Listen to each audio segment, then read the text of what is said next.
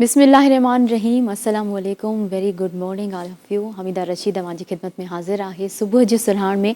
अवां सभु यकीनन ख़ुशबाश हूंदो ऐं उमेद थी कयां अॼोके प्रोग्राम मां तव्हांखे इलाही सारी इंफॉर्मेशन बि मिलंदी ऐं इलाही शयूं सिखण लाइ बि मिलंदियूं। ऐं कुझु ॾींहं पहिरियां कुझु अरसो पहिरियां जी ॻाल्हि आहे त हिकु थीम हली हुई इट्स ओके वारी। उहा ज़ाहिरनि तव्हां सभिनि जी नज़रुनि खां बि गुज़री हूंदी त मां CSS इलाही दफ़ा अटेम्प्ट कयो पर मां पास न थी सघियमि बट इट्स ओके। ईअं ई खोड़ सारे माण्हुनि पंहिंजा तजुर्बा शेयर कया त असां फेल्योर ज़िंदगी में इलाही ॾिठा आहिनि बट इट्स ओके। ईअं ई असां पंहिंजी सिहत जे हवाले सां अगरि ॻाल्हि कयूं त पंहिंजी सिहत ते असां कॾहिं कॾहिं मथे में सूरु पवंदो आहे या वरी बुखार थी पवंदो आहे, बीमार थी पवंदा आहियूं, पेट में सूरु थी वेंदो आहे त सेल्फ मेडिकेशन करे वठंदा आहियूं, मेडिसिन ईअं ई खाई वठंदा आहियूं, पेन किलर कहिड़ी बि वठी वठंदा आहियूं, चवंदा आहियूं इट्स ओके।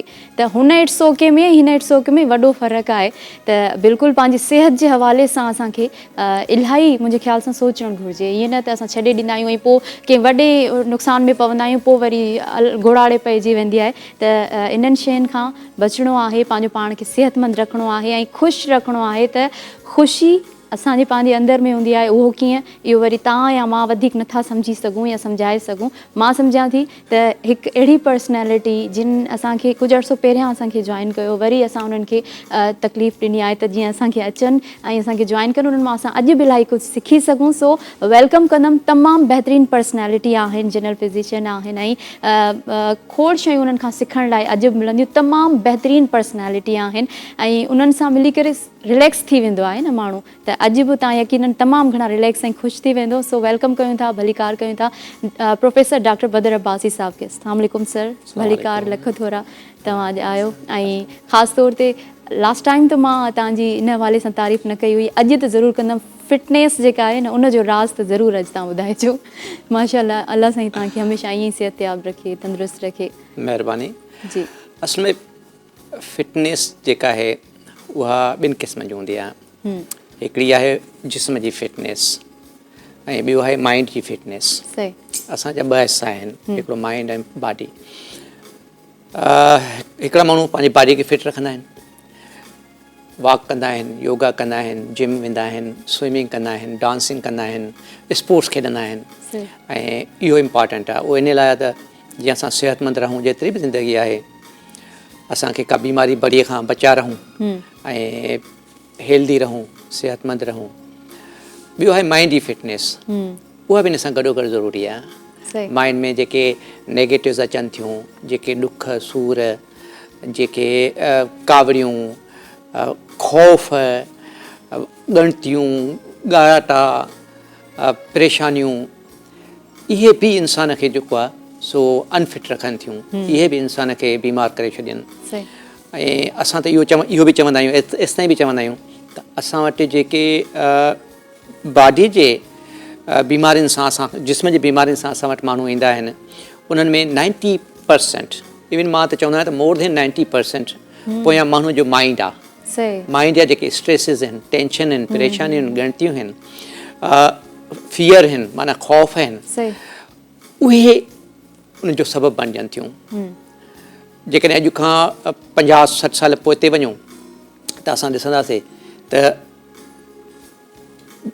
शुगर, जेके असां मिठा पेशाब चवंदा आहियूं, या ब्लड प्रेशर, इहे बीमारियूं हुयूं ई कोन, या दिलि जा मसइला हुआ ई कोन। ऐं हाणे असां ॾिसूं था त हर घर में शुगर ऐं ब्लड प्रेशर आहे, हर घर में दिलि जा मसइला आहिनि। उन खां पोइ अनेक ॿिया मसइला आहिनि। ठीकु आहे, असां ॿाहिरि त तरक़ी कई आहे, असां आसमान सां छुहंदड़ बिल्डिंगूं ठाहियूं, असां सबवे ठाहियासीं, असां रोड रस्ता बुलेट ट्रेन्स ठाहियूंसीं, पर थियो छा? थियो इहो त असां पंहिंजे हिसाब सां, पंहिंजे सिहत जे हिसाब सां ॾिसूं, पंहिंजे दिमाग़ जे हिसाब सां ॾिसूं त असां वधीक स्ट्रेस में आया आहियूं। बजाए जो असां इन्हनि शयुनि मां इंजॉय कयूं, इन्हनि शयुनि मां मज़ो वठूं, जेके असां एॾियूं इजादूं थियूं आहिनि साइंस ऐं टेक्नोलॉजीअ, जेके एॾियूं वॾियूं इजादूं कयूं आहिनि, उन मां असांखे वधीक इंजॉयमेंट मिले, असां पोइ हिते विया आहियूं। असां पंहिंजे सिहत जे बारे में, असां पंहिंजे मेंटल सिहत जे बारे में त तमामु घणो पोइ हिते विया आहियूं।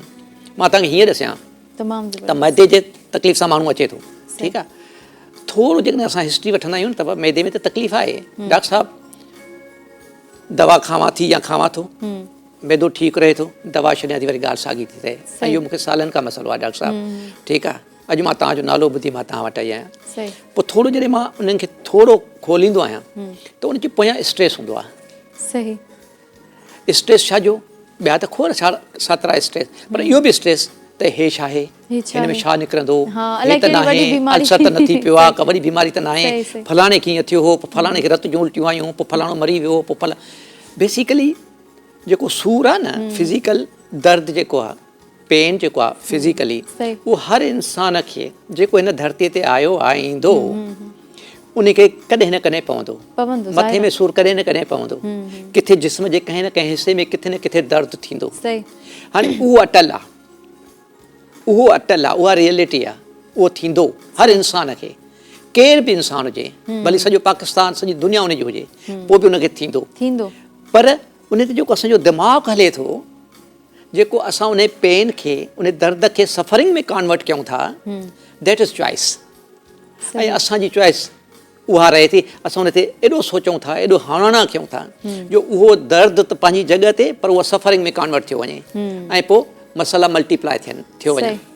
त इन करे फिटनेस जो जेको असली राज़ आहे उहो इहो आहे त तव्हां जेतिरो कंटेंट रहंदव, माना जेतिरो सादो सूदो रहंदव। हाणे तव्हां अॻोड़ी ॻाल्हि कई हिकिड़ी डिज़ायर जी, तव्हां हिकिड़ी कंहिं नंढड़ी आदड़ीअ जी ॻाल्हि कई त CSS न थी, इट्स ओके, ठीकु आहे। बेसिकली हर इंसान खे डिज़ायर हूंदी आहे, हर इंसान खे डिज़ायर माना ख़्वाहिश, ठीकु आहे, ऐं ख़्वाहिश रखण ई ज़िंदगी आहे।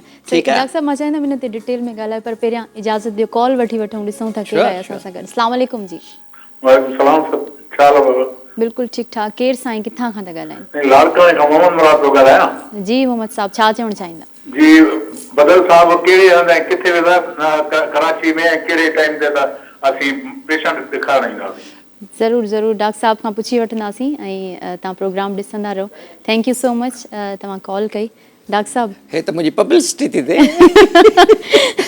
सही आहे न, माण्हुनि खे ख़बर पवंदी, ऐं इम्प्रेस आहिनि। तव्हां स्टार्ट में इहो सुवालु कयो, ॾिसो हाणे तव्हां प्लीज़ काइंडली ॿुधायो तव्हां किथे वेंदा आहियो, ऐं थोरो डिटेल ॿुधायो त जीअं अचनि। हा, बेसिकली मां क्लिफ्टन 3 तलवार ते हिलाल अहमर सेंटर आहे, हिलाल अहमर होम, मां उते वेंदो आहियां, ऐं सूमर खां वठी जुमे ताईं माना 5 ॾींहं क्लिनिक कंदो आहियां, ऐं टाइमिंग्स आहिनि 3 खां 7 बजे शाम जो, 3 खां 7 बजे। सही, ज़बरदस्त। Please sir continue. ख़्वाहिश सो मूं चयो त इहा जेका ख़्वाहिश आहे, जेकॾहिं ख़्वाहिश न हुजे, मिसाल तो तव्हां मूंखां छो था पुछा कयो, ख़्वाहिश आहे न, मां जवाबु ॾियां न, तव्हां मुंहिंजो जवाबु था चाहियो न, चाहियो था न? बिल्कुलु चाहियो। इहा ख़्वाहिश आहे, ऐं ख़्वाहिश ते ई सॼी दुनिया अॼियल आहे, ऐं ख़्वाहिशूं जेकॾहिं न हुजनि त हीअ दुनिया जेकॾहिं अॼिजे ई न, हीअ दुनिया एॾी वॾी तरक़ी न करे। पर ख़्वाहिश जो हिकिड़ो मसइलो आहे, डिज़ायर जो हिकिड़ो मसइलो आहे, त जेकॾहिं ख़्वाहिश तव्हांजी जेका कॾहिं पूरी थींदी, कॾहिं न थींदी, ठीकु आहे न, उनखे बि एक्सेप्ट करणु ॾुखियो हूंदो आहे।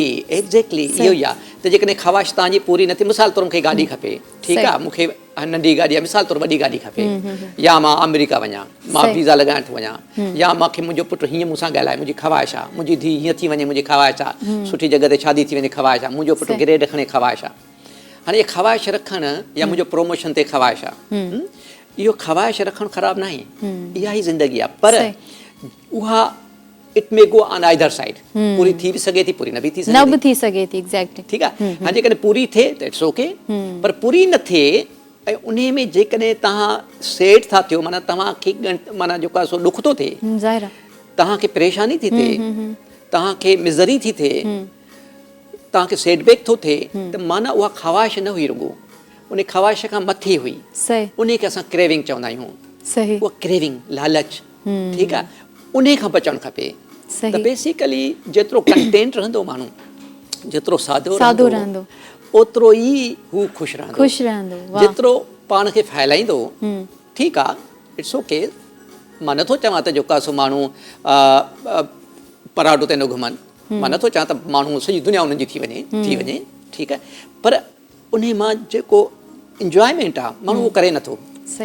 मां ॾिसंदो आहियां माण्हू केतिरे अरसे खां पोइ, मुश्किलनि खां पोइ गाॾी वठंदो आहे, ठीकु आहे मिडिल क्लास माण्हू वीचारो मेड़े सेड़े हेॾां होॾां करे जॾहिं गाॾी वठंदो आहे त उन गाॾीअ खे माण्हू इंजॉय त करे न सही पर थिए छा थो त उन गाॾीअ में वेठो आहे 2 सेकंड रुॻो सिग्नल ते देरि थी अचे त माण्हू परेशान थियो वञे सही बाबा तव्हां गाॾी वठी आया आहियो नई गाॾी वठी आया तव्हां उनखे इंजॉय कयो न उन में वेठा इंजॉय कयो न उन में बि परेशानी उन में बि परेशानी त बेसिकली असां ज़िंदगी जेका आहे उन खे सम्झी न सघिया आहियूं एग्ज़ैक्टली असां ज़िंदगी खे इहो ई सम्झो आहे त हे बि ही खपे ही न खपे ही सुठो आहे ही बुरो आहे सही ही सही आहे ही ग़लति आहे सही। I want this I don't want this I like this I don't like this this is ज़िंदगी दिस इज़ नॉट ज़िंदगी इहा ज़िंदगी न आहे ज़िंदगी कुझु ॿी आहे सही ऐं ज़िंदगीअ खे टच करण लाइ माण्हूअ खे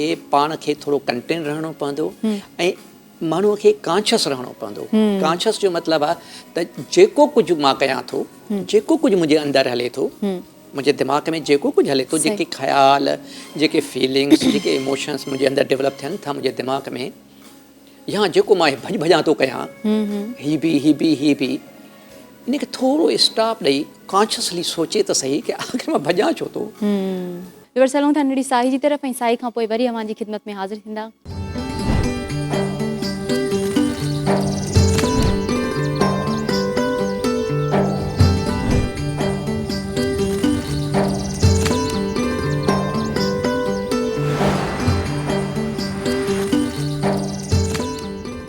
विवर्स साईअ खां पोइ हिकु दफ़ो ॿीहर अव्हांखे भलीकार कंदासीं सुबुह जे सुरहाण में ऐं तमामु बहितरीनु इंसान डॉक्टर साहब असां सां गॾु ई मौजूदु आहिनि ऐं डॉक्टर साहब खोड़ सारी शयूं आहिनि तव्हांखां पुछणियूं आहिनि पर वक़्त जो बि शॉर्टेज आहे मां खोड़ शयूं मां चाहींदमि तव्हां पाण ॿुधाईंदा हलो त जीअं मां विच में इंटरप्ट बि न पई करणु चाहियां तव्हांखां इलाही कुझु सिखी पऊं सर खोड़ मसइला हूंदा आहिनि माण्हू सभिनी मसइलनि खे गॾु खणी पियो हलंदो आहे उन्हनि सभिनी मसइलनि जे दौरान बि पंहिंजो पाण खे ख़ुशि रखिणो आहे उहो कीअं करे सघूं था बेसिकली जेके मसइला आहिनि उहे असांजी ज़िंदगीअ जो हिसो आहिनि सही को बि माण्हू मसइले खां आजो न आहे को बि माण्हू इन्हनि ॾुखनि खां दर्दनि खां इन कावड़ियुनि खां इन्हनि ॻणितियुनि ॻाणटनि खां आजो न आहे सही इहा असांजी ज़िंदगी जो हिसो आहे ऐं इहे न थियनि का अहिड़ी असां वटि का करामत हुजे असां वटि का अहिड़ी प्रैक्टिस हुजे जेके थियनि ई न इहो मुमकिन न आहे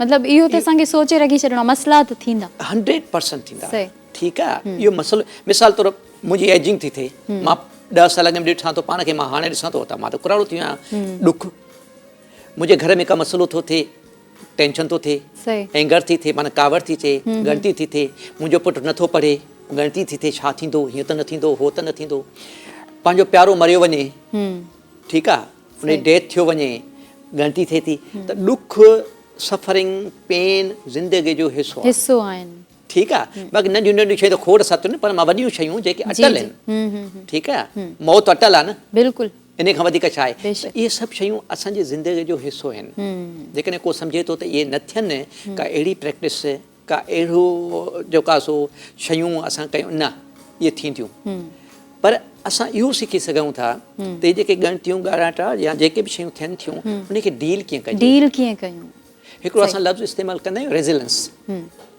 रिसेंटली मुंहिंजो हुन ते हिकिड़ो क्लास बि हुयो रेज़िलेंस जो मतिलबु इहो आहे त तव्हां सां को मिसहेप थिए थो घर में को हार्ट अटैक थिए थी पंहिंजे बचे सां घरवारीअ सां घरवारी जे पंहिंजे मुड़ुस सां का अहिड़ी कन्वर्सेशन थिए थी जंहिंमें तूं मामा थियो वञे या जंहिंमें टेंशन वधी वञे त रेज़िलेंस जो मतिलबु आहे त उन जेको उहा जेका सिचुएशन जेका थी बेसिकली उहा सिचुएशन उते नथी रोकिजे पोइ उन सिचुएशन खे माण्हू खयूं पोइ हणणा मां हीअं कयां हा हीअ सदा हीअं कंदी आहे हीअं थींदो आहे पोइ हो थींदो आहे माना पंहिंजो पाण खे ॼण हिकिड़ो चैनल शुरू आहे ठीकु आहे कंहिं रिमोट दॿाए छॾियो आहे हाणे चैनल पंहिंजे लेखे शुरू आहे पंहिंजो पाण खे माण जो ठीकु आहे त इहो जेको मसइलो जेको पोइ हले पियो उन जी रिकवरी केतिरो क्विकली थिए थी वापसि पंहिंजी मेंटल स्टेट जेका आहे स्टेट ऑफ माइंड आहे जेको नॉर्मल स्टेट ऑफ माइंड आहे उन में केतिरो क्विकली वापसि थो अचे माना उहा ॻाल्हि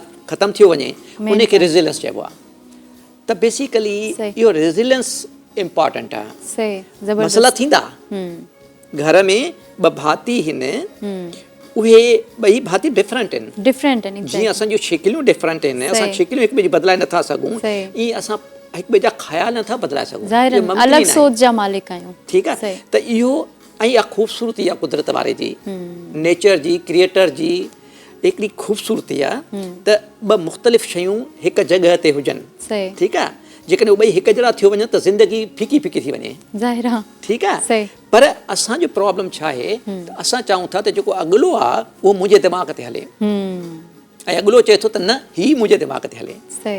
मां चवां त मुंहिंजा ॿार मुंहिंजे दिमाग़ ते हलनि ॿार चवनि त बाबा खे पागल थियो आहे थियो छा आहे ठीकु आहे असांजो पंहिंजो दिमाग़ आहे त बेसिकली असां जेकॾहिं डिफरेंट आहियूं त शयूं डिफरेंट ईंदियूं असांजा थॉट्स असांजा फीलिंग्स असांजा इमोशन्स डिफरेंट हूंदा हाणे सवाल इहो आहे त उन खे कीअं जेको आहे सो सिनर्जाइज़ कजे उन्हनि प्रॉब्लम्स खे कीअं हिकु टेबल ते रखी ऐं उन मां हिकिड़ी नई शइ कीअं क्रिएट कजे हाणे इहो असां सिखंदा आहियूं बेसिकली ठीकु आहे असां शयूं जीअं आहिनि उनखे उअं ई ॾिसंदा आहियूं असां उनखे पंहिंजो रंग न ॾींदा आहियूं हिन मेडिटेशन में माइंडफुलनेस जेका ट्रेनिंग मां कराईंदो आहियां इन में असां शयूं थींदियूं टेंशन बि थींदा परेशानी बि थींदियूं ठीकु आहे पर उनखे टैकल कीअं कजे उन में जल्दी निकिरी कीअं अचे इनखे रेज़िलेंस वापसि नॉर्मल ज़िंदगी में कहिड़े नमूने में कीअं अचे मिसाल तौरु मां वञा थो ठीकु आहे गाॾीअ ते हिकिड़ो तेज़ रफ़्तार मां बि पंहिंजी तेज़ी में आहियां हू बि तेज़ी में असांजो नियर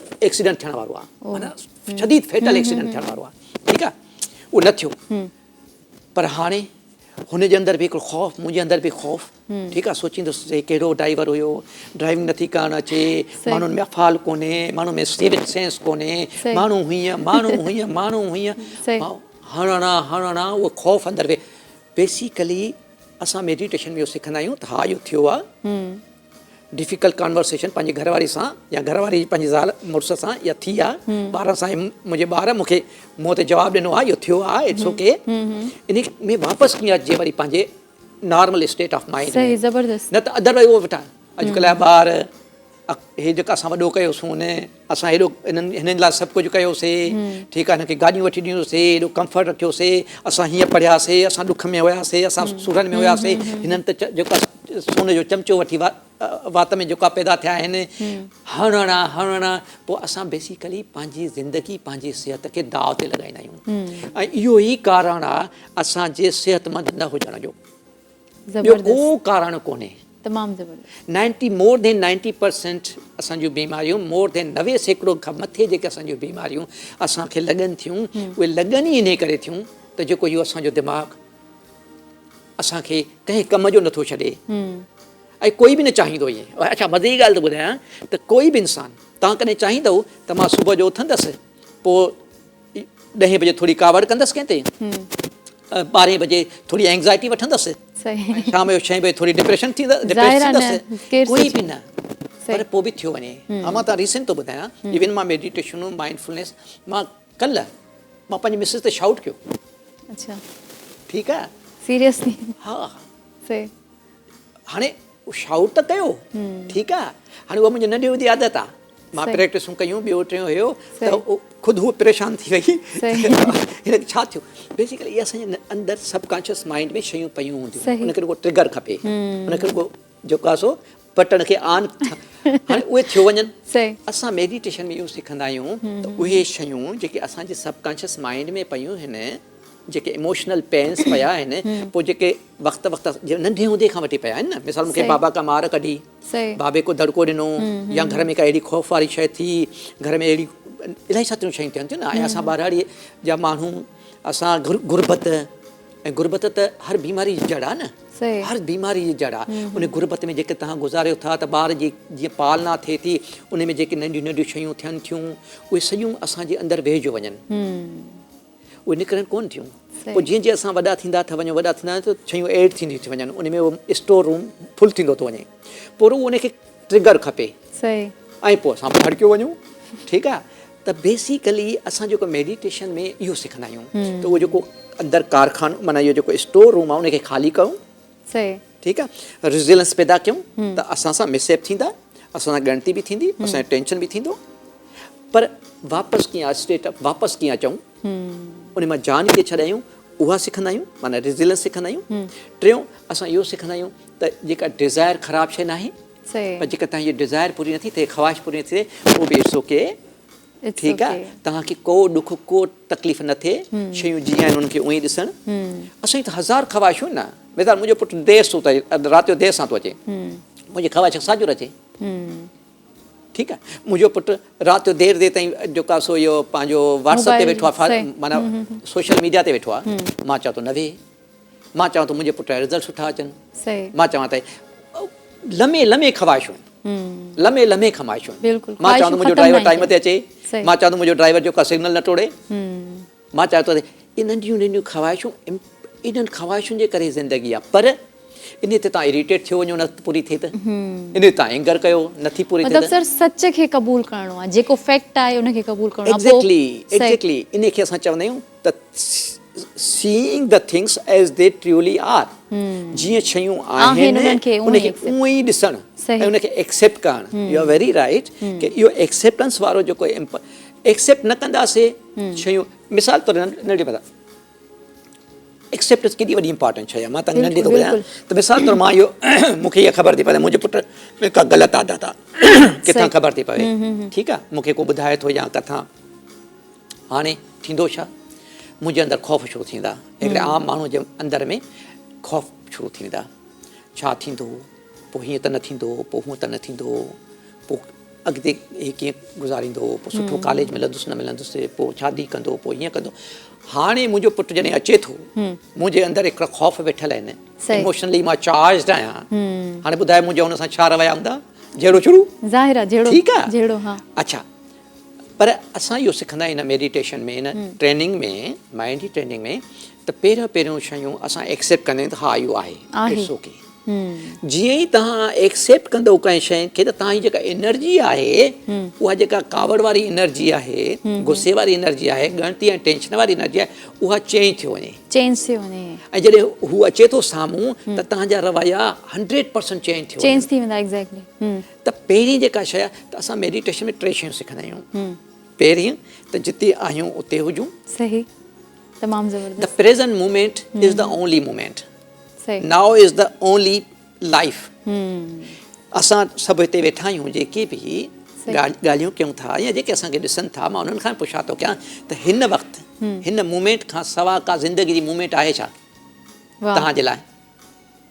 तव्हां 2 मिंट अॻ में हुई, सही, मुंहिंजी बि हुई, तव्हांजी बि हुई, सॼे जहान जी हुई, गुज़री वियो, 2 मिंट पोइ थींदी इनशाला ताला, तव्हां 50 साल ॿिया जीअंदो, पर तव्हांखे ख़बर त कोन्हे त सच कहिड़ो आहे, सच ही मूमेंट आहे, ही मूमेंट आहे, तमामु आला, सच ही। मूंखां माण्हू पुछा कंदा आहिनि त डॉक्टर साहिबु तव्हां एॾा लेक्चर ॾींदा आहियो ऐं तव्हांजो पेट भरियल आहे, तव्हां त पैसेवार आहियो, ऐं पर उहे जेके ग़रीब आहिनि उन्हनि खे मेडिटेशन छा कंदो, हो त पंहिंजे ॻणतियुनि में, पंहिंजे ॻाणाटनि में आहिनि, पंहिंजे सूरनि में आहिनि, हुनजे बचे खे जेको आहे सो चपल कान्हे का, उन बच्चो पेट बुखियो आहे, अंग उघाड़ो आहे, ऐं तव्हां हे जेके क्लास वठो था, हे हिननि जो त को उहो आहे ई कोन।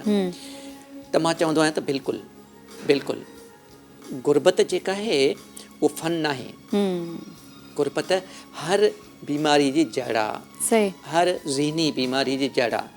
पर मां हिकिड़ो सुवालु कयां त मिसाल तौरु मां ग़रीब आहियां, मां मज़दूर आहियां, मां रोज़ानो कमाए थो अचां, तॾहिं मुंहिंजो घर थो हले, ठीकु, मां सुबुह जो वञा थो मज़दूरीअ ते, मूंखे मज़दूरी नथी लॻे, मां वापसि थो अचां, छा थींदो?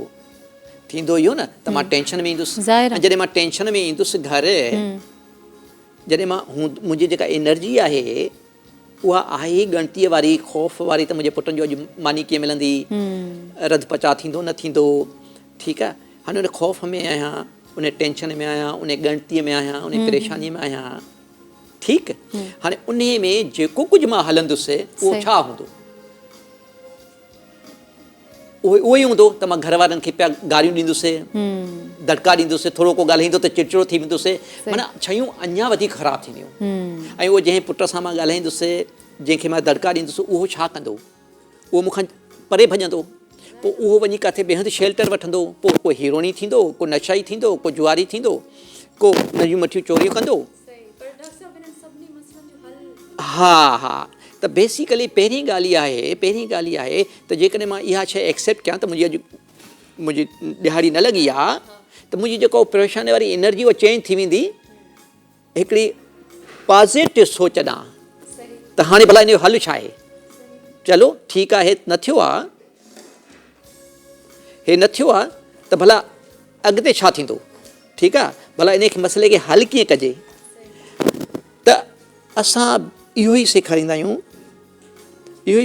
आहियूं त ग़रीब लाइ त इहा वधीक इम्पॉर्टेंट आहे, ग़रीब लाइ त इहे वधीक इम्पॉर्टेंट आहे, छो त ग़रीब लाइ हीअ ॿी लग्ज़री त आहे कान जेका असांखे आहे, गाॾियूं ॿिया घर इहा हुनखे इहा बि त घटि में घटि हीअ जेका लग्ज़री आहे इहा त उनखे हुजणु खपे त हू पॉज़िटिव वे में सोचे त हा भला हाणे मां त मूंखे न लॻी आहे मज़दूरी, ठीकु आहे, पर हाणे कयां छा, मज़दूरी न लॻी आहे हिन खे पासे रखो, मां हाणे कयां छा।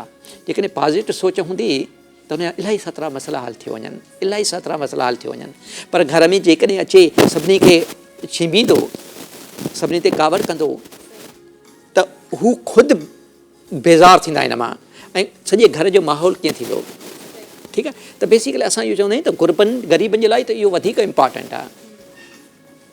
मिसाल तौरु मूंखे बिजलीअ जो बिल थो अचे, ठीकु आहे, 40,000 बिल थो अचे, ठीकु आहे, बिल आयो आहे ऐं हेॾो बिल, ठीकु आहे, हाणे पोइ मां कई वारनि खे बि गाॾियूं ॾींदुसि, ठीकु आहे, पाण खे 2-3 गाॾियूं ॾींदुसि, मुल्क खे गाॾियूं ॾींदुसि, हीअ हालत आहे, हीअं ऐं हेॾां पैसा ईंदा, ठीकु आहे, मुंहिंजा एतिरा पर जेकॾहिं मां चवां हा बिल आहे हेॾो वॾो आहे, मां साइड में रखां, हे बिल वधीक आहे, हा मां इनखे एक्सेप्ट कयां, बिल आयो आहे, तव्हां एक्सेप्ट कयो न शयुनि खे, तव्हां ॾिसो थिए छा थो, इलाही सातरा रस्ता निकिलियो वञनि, ठीकु आहे, इलाही सातरा रस्ता मिलियो वञनि त हीअ रस्तो आहे। इन जे करे मां हमेशह चवंदो आहियां त मेडिटेशन जेका आहे अमीर लाइ त आहे पर ग़रीब लाइ वधीक इम्पॉर्टेंट आहे, छो त जेके बि ख़राबियूं जनम वठनि थियूं उहे घणे क़दुरु गुरबत मां थियूं वठनि। त बेसिकली असां जेकॾहिं इहा माइंड जी ट्रेनिंग कयूं, मेडिटेशन या ॿिया इलाही सारियूं ॿियूं बि ट्रेनिंगूं आहिनि, रुॻो मेडिटेशन न आहे, पर जेसि ताईं असां जेको कुझु कयूं था उहो पहिरियों त प्रेज़ेंट मोमेंट में कयूं, अचूं सही प्रेज़ेंट मोमेंट में, असां त माइंड में शुरू पासे बिल आयो आहे, हाणे मां माइंड में शुरू आहियां, प्रेज़ेंट मोमेंट में था अचां, नंबर 1 ऐं प्रेज़ेंट मोमेंट ई हिकिड़ी अहिड़ी शइ आहे जेको तव्हांजा मसइला हल थी करे। असां प्रेज़ेंट मोमेंट में हूंदासीं तॾहिं ई असां सोचंदासीं न त हाणे मसइले जो हल कढणो आहे, मसइलो त थी वियो आहे त हाणे उन ते वेही परेशान वेही ईअं सोचूं हाणे छा थींदो, ईअं थींदो, पर उन जो हल कढंदासीं त इहा ई ख़ूबसूरती आहे। 100% असांखे थोरी शइ थियो वञे न असांखे परेशानी वरितो वञे, ऐं असां प्रेज़ेंट मोमेंट में न ईंदा आहियूं, असां माइंड में हूंदा आहियूं, ऐं पोइ हणणा ऐं असांजी जेका सोच हूंदी आहे उहा फियर बेस्ड सोच हूंदी आहे, जंहिंजो न एग्ज़िट निकिरंदो आहे, न ॿाहिरि निकिरण जो रस्तो मिलंदो आहे उन सोच मां, ऐं न वरी उन मां को आउटकम मिलंदो आहे, उन मां को रिज़ल्ट बि न मिलंदो आहे। सम्झो था, त बेसिकली असां हिन मेडिटेशन में इहो सिखंदा आहियूं त पहिरियों त प्रेज़ेंट मोमेंट में this is the only moment of life, असां ज़िंदह हिन मोमेंट में आहियूं न, साह हिन मोमेंट में खणूं था न, हिकु त इहो, ॿियो शयूं जेको अंदरि हले थो दिमाग़ में या ॿाहिरि तव्हांजे पस गिरदाईअ में तव्हांजे सराउंडिंग्स में you are aware of it, माना तव्हांखे ख़बर आहे छा थो थिए, ठीकु आहे। ऐं number 3 seeing the things as they truly are, माना जीअं शयूं उनखे उहे ॾिसणु तमामु बेसिकली असां उहे न ॾिसंदा आहियूं, असांजी जेका पंहिंजी कंडीशनिंग हूंदी आहे, जेका लर्निंग हूंदी आहे, उन तहत शयुनि खे हे पिंगो ॾाढो भलो आहे, हे छत कीअं ख़राबु आहे, हे हिते शइ ख़राबु पई आहे, बेसिकली इहो छा आहे, हाणे इहा छत तव्हांजे लाइ सुठी थी सघे थी, मुंहिंजे लाइ ख़राबु थी सघे थी, मां उनखे पंहिंजो रंग ॾींदुसि, तव्हां पंहिंजो रंग ॾींदव, इहो रंग आहे, इहा असांजी कंडीशनिंग आहे, ठीकु आहे। पर जेकर ॾिसां त हा छत आहे इट्स ओके, हे अधी वेठी आहे इट्स ओके, ठीकु आहे, न अधी ॾिठल आहे, अधी उते मिलियल हुई, अधी हीअं थी लॻे, अधी हूअं थी लॻे, अधी सुठी नथी लॻे, अधी भली थी लॻे, इहो पंहिंजी कंडीशनिंग आहे। असां जेका कंडीशनिंग सां अटैच करे छॾींदा आहियूं, कंसेप्चुअलाइज़ कंदा आहियूं शयुनि खे, उनखे जेको पंहिंजो रंग ॾींदा आहियूं ऐं असां सम्झंदा आहियूं इहो ई सच आहे, बेसिकली इहो सच न हूंदो आहे, सच इहो हूंदो आहे त जीअं आहिनि, हा हे इहा आहे, ठीकु आहे, अधी आहे इट्स ओके, ठीकु आहे। जेकॾहिं इहो कंदासीं त असां इलाही सातरनि टेंशननि मां, इलाही सातरनि शयुनि ज़िंदगी आसान बणिजी, दिस इज़ लाइफ, सही पर असां उहे ज़बरदस्त शयूं जीअं आहिनि उनखे उअं ई ॾिसूं कोन था, उनखे एक्सेप्ट नथा कयूं। एक्सेप्ट नथा कयूं। एक्सेप्टेंस इज़ मोस्ट इम्पॉर्टेंट शइ। असां हिकिड़ो लफ़्ज़ इस्तेमालु कंदा आहियूं सरेंडर, सही ठीकु आहे, पर जेकॾहिं सरेंडर कंदा आहियूं त ॼण ईगो ईंदो आहे त या मां सरेंडर थो कयां। हा ईगो ॾाढो विच में अची वेंदो आहे सभिनि बेसिकली शयुनि जेका सही इहा अना अना आहे सही मतिलबु असां घणनि सुरनि जो त ज़िमो इन ते आहे, सबबु इहो आहे जेका ईगो आहे। ऐं ईगो तव्हां ॾिसंदव त हर माण्हूअ खे कंहिं न कंहिं हिसाब सां ईगो आहे। ईगो आहे ईअं ज़रूरी न आहे त कंहिं वॾे माण्हूअ खे ईगो आहे। इहो थी सघे थो त को पराड में वञे थो पर जेको हुन सां गॾु साइकिल ते वञे थो उनखे वधीक ईगो हुजे, ठीकु आहे। छो त Possible ईगो आहे, रुॻो हिकिड़ी शइ ते न थींदो आहे त तव्हांखे पैसा आहिनि त तव्हांखे ईगो आहे। इलाही सारियूं शयूं आहिनि। सही मिसाल तौरु मां ईमानदार आहियां, इहो बि ईगो आहे। मां स्पिरिचुअल टीचर आहियां, मां हिन खां वधीक थो ॼाणा, सही इहो बि ईगो आहे। सही मां बाक़ी दुनिया केॾी अज़ाबनि में मां केॾो ख़ुशि आहियां, इहो बि ईगो आहे, सही ठीकु आहे। मुंहिंजी रेस, मां सिंधी क़ौम 5000 साल पुराणी, बाक़ी सभु धूड़, इहो बि ईगो आहे, सही ठीकु आहे। मुंहिंजो मज़हब, बाक़ी सभु मज़हब ईअं, इहो बि ईगो आहे, ठीकु आहे। मुंहिंजी तालीम, मां FCPS आहियां, इहो ईगो आहे। मुंहिंजी नॉलेज, मुंहिंजो स्टेटस, मुंहिंजी रिकग्निशन, मुंहिंजी मिल्कियत, ठीकु आहे, मुंहिंजो मुआशरे में मक़ाम, वॉट नॉट। एॾा ईगो जा फॉर्म्स आहिनि, एॾा ईगो जा फॉर्म्स आहिनि, उहे असां खयूं घुमंदा था वठूं, एॾो वज़न खयूं घुमंदा था वठूं। ऐं असां पोइ तव्हां कंहिं माण्हू खे ॾिसो न, हे जहिड़ा छो था छा ते थींदा आहिनि। बेसिकली हुनजो ईगो हर्ट थींदो आहे माण्हुनि जो। सही ऐं जिते अञा हर्ट थींदी आहे उते असां पोयां त न आहियूं हटंदा। मां 2 ॾींहं अॻ में सही सेक्रेटरेट में वेठो हुउसि, सेक्रेटरेट में वेठो हुउसि न, त मां कंहिं ऑफिसर ॾे चिट मोकिली त हुननि जी का मीटिंग थिए पई या जेको बि कुझु थिए पियो सही त मूंखे चऊं तव्हां ॿाहिरि वेहो न, त ॿाहिरि ईअं बेंचूं लॻी पियूं, मां वेठुसि, ठीकु आहे। ॿिया माण्हू बि वेठा, मां बि वेठुसि। सो हिकिड़ो असांजो हिकिड़ो दोस्त मुंहिंजो ॾिठल लॻो, सही सो मां ईअं चुप ई वेठो हुउसि, अचे मथां बीठो, डॉक्टर साहिबु तव्हां हिते वेठा आहियो ॿाहिरि हिन घिलीअ में, डॉक्टर साहिबु तव्हां जहिड़ो माण्हू 21वीं ग्रेड प्रोफेसर तव्हां हिते वेठा आहियो, सही ठीकु आहे। डॉक्टर साहिबु ही ऑफिसर सुठा न आहिनि, डॉक्टर साहिबु तव्हांखे ॿाहिरि विहारे छॾो। मां परेशान थी वियुसि। बेसिकली इहे सभु शयूं असांजे अंदरि समायल आहिनि, समायल आहिनि बिल्कुलु। त मां जेका आहे न, माइन, मुंहिंजो पुटु, मुंहिंजी धीउ, सही मुंहिंजी गाॾी, मां, बेसिकली इवन असां स्पिरिचुअलिटीअ में बि ईगो अहिड़ी शइ आहे जेका हर शइ खे किथे न किथे इस्तेमालु करे सघे थी। इवन जॾहिं मां नई योगा सिखी त मां माण्हुनि खे थुना हणंदो वठंदो हुउसि, मां माण्हुनि जूं विॾूं कढंदो वठंदो हुउसि, हे योगा थोरी आहे, हे त एक्सरसाइज़ आहे, योगा त मां कंदो आहियां, अंदर में चवंदो हुउसि, ठीकु आहे। भली मां ॿाहिरि न चवां, अंदर में चवंदो हुउसि। वरी पोइ सिखी मेडिटेशन, पोइ मां चवंदो हुउसि हे केॾा ॾुखायल माण्हू आहिनि, मां केॾो ख़ुशि आहियां, माण्हू खे ख़बर ई न आहे ज़िंदगी हीअ आहे, ज़िंदगी हूअ आहे। बेसिकली ईगो तव्हांखे किथे बि इस्तेमालु करे सघे थो, ऐं इहो वॾी सफ़रिंग जो काज़ आहे, इहो असांजे पेन ऐं ॾुखनि जो काज़। ईगो तव्हांखे ॾुख ई ॾींदो।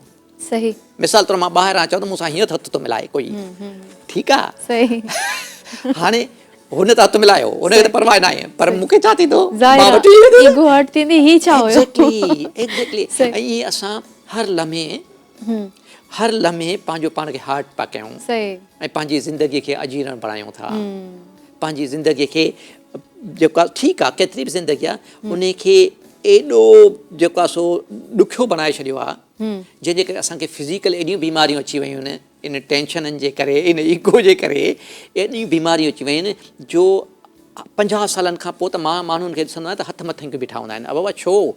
चई डॉक्टर माण्हू ईंदो, मां चयो साके छो थो बाबा? चई साईं ॾाकणियूं चढ़ी विया हुया। मां चयो ॾाकण त हिकु आहे? चई साईं पोइ मां चयो पोइ उमिरि बि आहे। मां चयो घणी उमिरि आहे? साईं 50 साल थी विया आहिनि। मां चयो 50 सालनि खां पोइ त माण्हू जवान थींदो आहे, तव्हां 50 साल में चओ था वॾी उमिरि आहे। इहो इन जे करे बेसिकली त असां हिन माइंड जेको आहे न असांखे एॾो बीमार करे छॾियो आहे, ज़हनी सर माइंड सेट आहे न इहो हिकिड़ो, त माना असां 50 सालनि जा थियासीं त हाणे सभु शयूं छॾे ॾियूं, बसि हाणे पोड़ा थियासीं। एग्ज़ैक्टली 60 साल 70 साल माण्हू भाई age is not the important. इन ते थोरो ॻाल्हायूं था, एज ते बि न, त बेसिकली एज जेके असां साइंस में, असां साइंस जा स्टूडेंट आहियूं, एज खे असां 2 क़िस्मनि जो मञींदा आहियूं, ठीकु आहे, अञा बि 3 क़िस्मनि जो। हिकिड़ी एज हूंदी आहे जेके असां चवंदा आहियूं क्रोनोलॉजिकल एज, सही माना उहा उमिरि जेका तव्हांजे सर्टिफिकेट में लिखियलु आहे। सही डॉक्टर साहब मां चाहींदमि हिन खे थोरो शॉर्टली तव्हां ॿुधायो, टाइम जो शॉर्टेज आहे। जी प्लीज़। त हिकिड़ो त जेको आहे सो उमिरि जेका तव्हांजे सर्टिफिकेट में लिखियलु आहे, सही ठीकु आहे, उहा वधंदी। सही अॼु 25 साल 26 साल थींदी, ठीकु आहे, सर्टिफिकेट में लिखियलु आहे उहा वधंदी। ज़ाहिर आहे। ॿी एज हूंदी आहे बायोलॉजिकल एज। बायोलॉजिकल एज जो मतिलबु आहे तव्हांजा अंदरि जेके फिज़ियोलॉजिकल फंक्शन्स आहिनि उहे केतिरो सुठो कमु था कनि। सही। छो त जेकॾहिं ॿ माण्हू हिकु ॾींहुं पैदा था थियनि, हिकिड़े टाइम ते पैदा था थियनि, पर उहे जेके एजिंग उन्हनि जी हिकु जहिड़ी नथी थिए, के जल्दी कुराड़ा थी वञनि, के यंग बि ठाहिनि, के यंग बि ठहनि। ठीकु आहे। सही। हाणे जेको यंग बीठा आहिनि उन जेके फिज़ियोलॉजिकल फंक्शन आहिनि अंदरि, सही। मिसाल तौर असांजी इम्यूनिटी पावर आहे, ब्लड प्रेशर रेगुलेशन आहे, सही। हार्ट केतिरो कमु थी करे, असांजा बोन्स डेंसिटी केतिरी आहे, असांजो इहे सभु शयूं जेके आहिनि, शुगर कंट्रोल केतिरो आहे, इहे जेके सभु शयूं अंदरि फिज़ियोलॉजिकल फंक्शन आहिनि उहे केतिरो सुठा कमु था कनि, उनखे बायोलॉजिकल एज चइबो आहे। सही। हाणे जेकॾहिं मां 61 सालनि जो आहियां, ठीकु आहे, त ॿियो को 61 सालनि जो आहे त ज़रूरी न त असांजी ॿिन्ही जी एजिंग साॻी हुजे, फिज़ियोलॉजिकल फंक्शन साॻा हुजनि। मिसाल तौर हुन पंहिंजो ख़्यालु रखियो आहे, माइंड जी बि ट्रेनिंग कई आहे, माना ॻणतियूं ॻाल्हाटा बि हुनखे घटि आहिनि, हुन पंहिंजी बॉडी जो बि ख़्यालु रखियो आहे, योगा कई आहे, वॉक कई आहे, जॉगिंग कई आहे, ठीकु आहे। हाणे हू मूंखां वधीक यंग हूंदो डेफिनेटली, त बेसिकली उहा एज इम्पॉर्टेंट आहे। सही, तमामु ख़ूबसूरत, तमामु ज़बरदस्त। टी एज आहे साइकोलॉजिकल। सही। मां नफ़्सियात, मां हाणे 50 साल जो थी वियो आहियां, हाणे मां पूरो थी वियो आहियां, हाणे मां 60 साल जो थी वियो आहियां, हाणे ॿियो चवंदो न न 60 साल छा आहे, जेका सो जेतिरो बि थिए, आई एम स्टिल यंग, ठीकु आहे। त उहा साइकोलॉजिकल एज आहे। त बेसिकली ॿ एजूं इम्पॉर्टेंट हूंदियूं आहिनि, हिकिड़ी साइकोलॉजिकल एज, ॿियो फिज़ियोलॉजिकल ऐं बायोलॉजिकल एज। उहे तव्हांजूं ठीकु आहिनि। मिसाल तौरु मुंहिंजी को एज कढे त ज़रूरी आहे त मां 61 सालनि जो थी सघे थो, मुंहिंजी 70 साल एज लॻी उन में फिज़ियोलॉजिकल निकिरी अचे, थी सघे थो मां 42 सालनि जो हुजां। इहो डिपेंड थो करे त मां पंहिंजे पाण जो केतिरो ख़्यालु रखियो, पंहिंजे माइंड जो, पंहिंजी बॉडीअ जो केतिरो ख़्यालु रखियो आहे। सही, ज़बरदस्त, तमामु ख़ूबसूरत। Thank you so much doctor Badar साहब। ऐं अॼु बि हमेशह जीअं अॼु बि इलाही कुझु सिखण लाइ मिलियो, ऐं इनशा वरी असांखे वक़्तु ज़रूरु ॾिजो। ऐं अहिड़ा माण्हू जॾहिं ईंदा आहिनि त ज़िंदगी खे हिकु नई होप, ईअं चइजे त नई उमेद मिली वेंदी आहे, इलाही शयूं आसान बि बणिजी वेंदियूं जॾहिं असां डॉक्टर साहब जी ॻाल्हियुनि ते अमल कंदासीं। सिर्फ़ु ॿुधी करे उन टाइम जीअं डॉक्टर साहब चयो त ख़ुशि थी वेंदा आहियूं, त इन्हनि शयुनि ते अमल करणु वधीक जेको आहे इम्पेक्ट करे थो। सो तव्हांजे हथ में आहे, तव्हां इन्हनि शयुनि ते अमल केतिरो था कयो। हलूं था नंढड़ी साही जी तरफ़। Again thank you so much doctor साहब, पंहिंजे क़ीमती वक़्त मां तव्हां असांखे टाइम ॾिनो। व्यूअर्स, हलूं था नंढड़ी साही जी तरफ़, ऐं साही खां पोइ वरी अव्हांजी ख़िदमत में हाज़िर थींदा नवां महिमान सां गॾु हूंदा।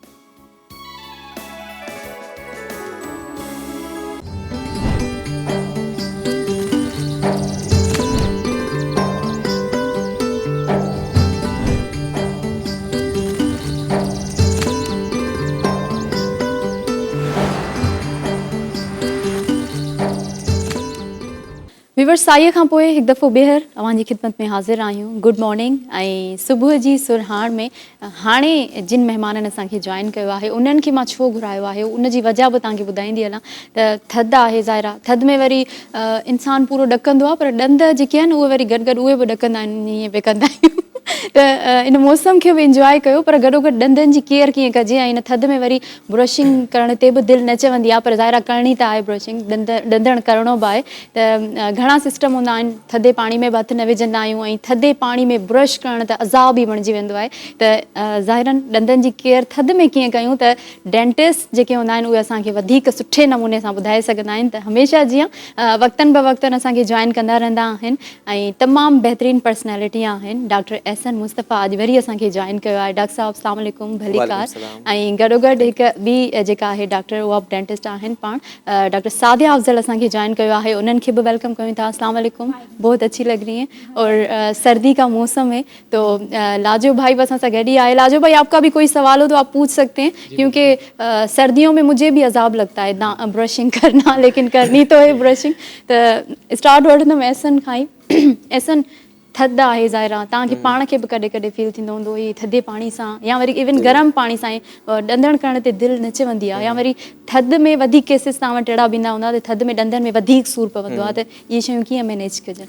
ॾिसो कुझु शयुनि ते कंप्रोमाइज़ थींदो ई न आहे सही। ठीकु आहे ईअं माना जेको ॾंदनि जी सफ़ाई ते बि कंप्रोमाइज़ न आहे करिणो कंहिंखे बि न आहे करिणो सही। चाहे एक्सट्रीम मौसम ख़राबु हुजे थधि सही। हुजे गर्मी हुजे बिल्कुलु, त बिल्कुलु। कंहिं बि माण्हूअ खे इन शइ में कंप्रोमाइज़ करिणो ई न आहे जेकॾहिं तव्हां चाहो था त तव्हांजा ॾंद हमेशह सुठा लॻनि जेॾी महिल ॻाल्हायो तव्हां त तव्हांजा ॾंद बिल्कुलु बि जीअं माण्हू चमकंदा आहिनि ईअं चमकंदा तव्हांखे ब्रशिंग में कंप्रोमाइज़ करिणो ई न आहे सही। थधि हुजे गर्मी हुजे ठीकु आहे त बेसिकली हमेशह बेसिक तव्हां शयुनि खे फॉलो कयो जीअं असां हर प्रोग्राम में ॿुधाईंदो आहियां त तव्हां जेको आहे 2 टाइम लाज़मी ब्रश कयो सुबुह ऐं शाम सुबुह जो नाश्ते खां पोइ कयो राति जो सुम्हण खां थोरी देरि अॻु में कयो ऐं प्लस में जेको आहे तव्हांखे जेको आहे न उन खां अलावा माउथ वॉशिस यूज़ कयो ठीकु आहे कुझु माण्हू खे छा थींदो आहे हींअर सर्दी जो मौसम आहे न नॉर्मल टेम्परेचर में एतिरो फील न थींदो आहे थधो गरम लॻणु ठीकु आहे जीअं जीअं सर्दी ईंदी आहे त उन में जेको आहे छा चवंदा आहिनि उन में वधीक उनखे थधो गरम लॻणु शुरू थी वेंदो आहे अहिड़ी कंडीशन में अहिड़े मौसम में तव्हांखे पंहिंजो टूथपेस्ट चेंज करणु खपे छो त हर माण्हू अलॻि अलॻि मतिलबु हुनजो मसला मसाइला हूंदा आहिनि कुझु माण्हू खे जंहिंखे थधो गरम लॻंदो आहे उनखे अहिड़ो टूथपेस्ट यूज़ करणु खपे जेको प्रिवेंट करे थधो गरम लॻण खां ठीकु आहे कुझु माण्हू जा मसूड़ा ख़राबु हूंदा आहिनि त उहो अहिड़ो टूथपेस्ट उनखे यूज़ करणु खपे जेको मसूड़नि खे सही करे ठीकु आहे इहो इलाही इंपॉर्टेंट आहे असांखे जेको आहे हा पर अॼुकल्ह कुझु टूथपेस्ट अहिड़ा आयल आहिनि जेके सुठे स्टैंडर्ड वारा आहिनि उहे छा कंदा एट अ टाइम मल्टीपल कमु कंदा रहंदा आहिनि मतिलबु जीअं टोटल केयर मतिलबु हर तरह से गम्स खे बि तव्हांजी केयर कंदा प्लस में जेको थधो गरम लॻे थो माण्हू खे उनजी बि केयर कंदा मतिलबु थधि में थधो गरम न लॻंदो असांखे न लॻणु खपे आइडियली जेके हेल्दी माउथ हूंदा आहिनि हेल्दी माण्हू हूंदो आहे उनखे थधो गरम न लॻणु खपे ख़ासि तौर ते मिसाल तौर तव्हां थधि में आइस्क्रीम खाओ न तव्हांखे उनजो टेस्ट अचणु खपे ठीकु आहे ईअं न आहे त माना तव्हां थधो थोरो हिकिड़ो आइस्क्रीम खाधो ऐं माण्हू खे एतिरो सूर थियणु के आइस्क्रीम जो मज़ो अलॻि सां ख़राबु थियो हा इहो न आहे थियणो सही आहे त नॉर्मल माण्हू जे लाइ कॾहिं बि थधि में आइस्क्रीम खाए थधो खाए गरम खाए उन में कॾहिं बि उनखे सूर न थियणु खपे सभिनि खां इंपॉर्टेंट शइ इहा हूंदी आहे त माण्हू खे डायग्नोस करणु खपे थधो गरम लॻे छो थो छो त असांजो ॿाहिरि जी जेका लेयर आहे उहा मतिलबु जेका रिमूव थी वेंदी आहे उन करे थधो गरम लॻंदो आहे या ॾंद में का कैविटी आहे सुराख आहे ठीकु आहे उन जे करे बि जेको आहे थधो गरम लॻे जेकॾहिं असां उनजी फिलिंग करे था छॾियूं भराई करे था छॾियूं या उनजी रूट कैनाल करे था छॾियूं तॾहिं बि माण्हू जो मसइलो सही थी वेंदो आहे या त जेकॾहिं को कैविटी न आहे सिर्फ़ु नॉर्मली थधो गरम लॻे थो सिर्फ़ु टूथपेस्ट जेको आहे चेंज करे वठो तव्हांखे अच्छा इहो सभिनि खां वधीक आसान तरीक़ो आहे टूथपेस्ट चेंज करे वठो छो त इन जो तव्हां डॉक्टर पर ओॾां वञण बि कॾहिं कॾहिं इलाही ज़रूरी थी पवंदो बिल्कुलु ज़रूरी हूंदी आहे ऐं मतिलबु हर नॉर्मल माण्हूअ खे तव्हांखे जेकॾहिं को प्रॉब्लम आहे या न आहे हर 6 मंथ्स जे अंदरि तव्हांखे हिकिड़े नॉर्मल डेंटिस्ट खे चेकअप कराइण ज़रूरी हूंदो आहे असां मतिलबु इन शयुनि खे ॾाढो नॉर्मल वठी छॾींदा आहियूं त ख़ैरु आहे हिकिड़ो ॾंदु ख़राबु आहे ऐं पोइ पेन किलर खाई था छॾियूं पर पोइ इन जो वरी अज़ाब मूंखां पुछी सघो था सही डॉक्टर सादिया बि असां सां गॾु ई आहिनि ऐं ठंड को बड़ा एंजॉय करना चाहिए ना हमें कभी कभी ये क्योंकि गर्मियों का मौसम हमारे पास ज़्यादा रहता है तो ठंड को हम एंजॉय भी करेंगे साथ साथ लेकिन ठंड में जो है दांत का दर्द बहुत ज़्यादा होता है क्यों होता है वजह क्या है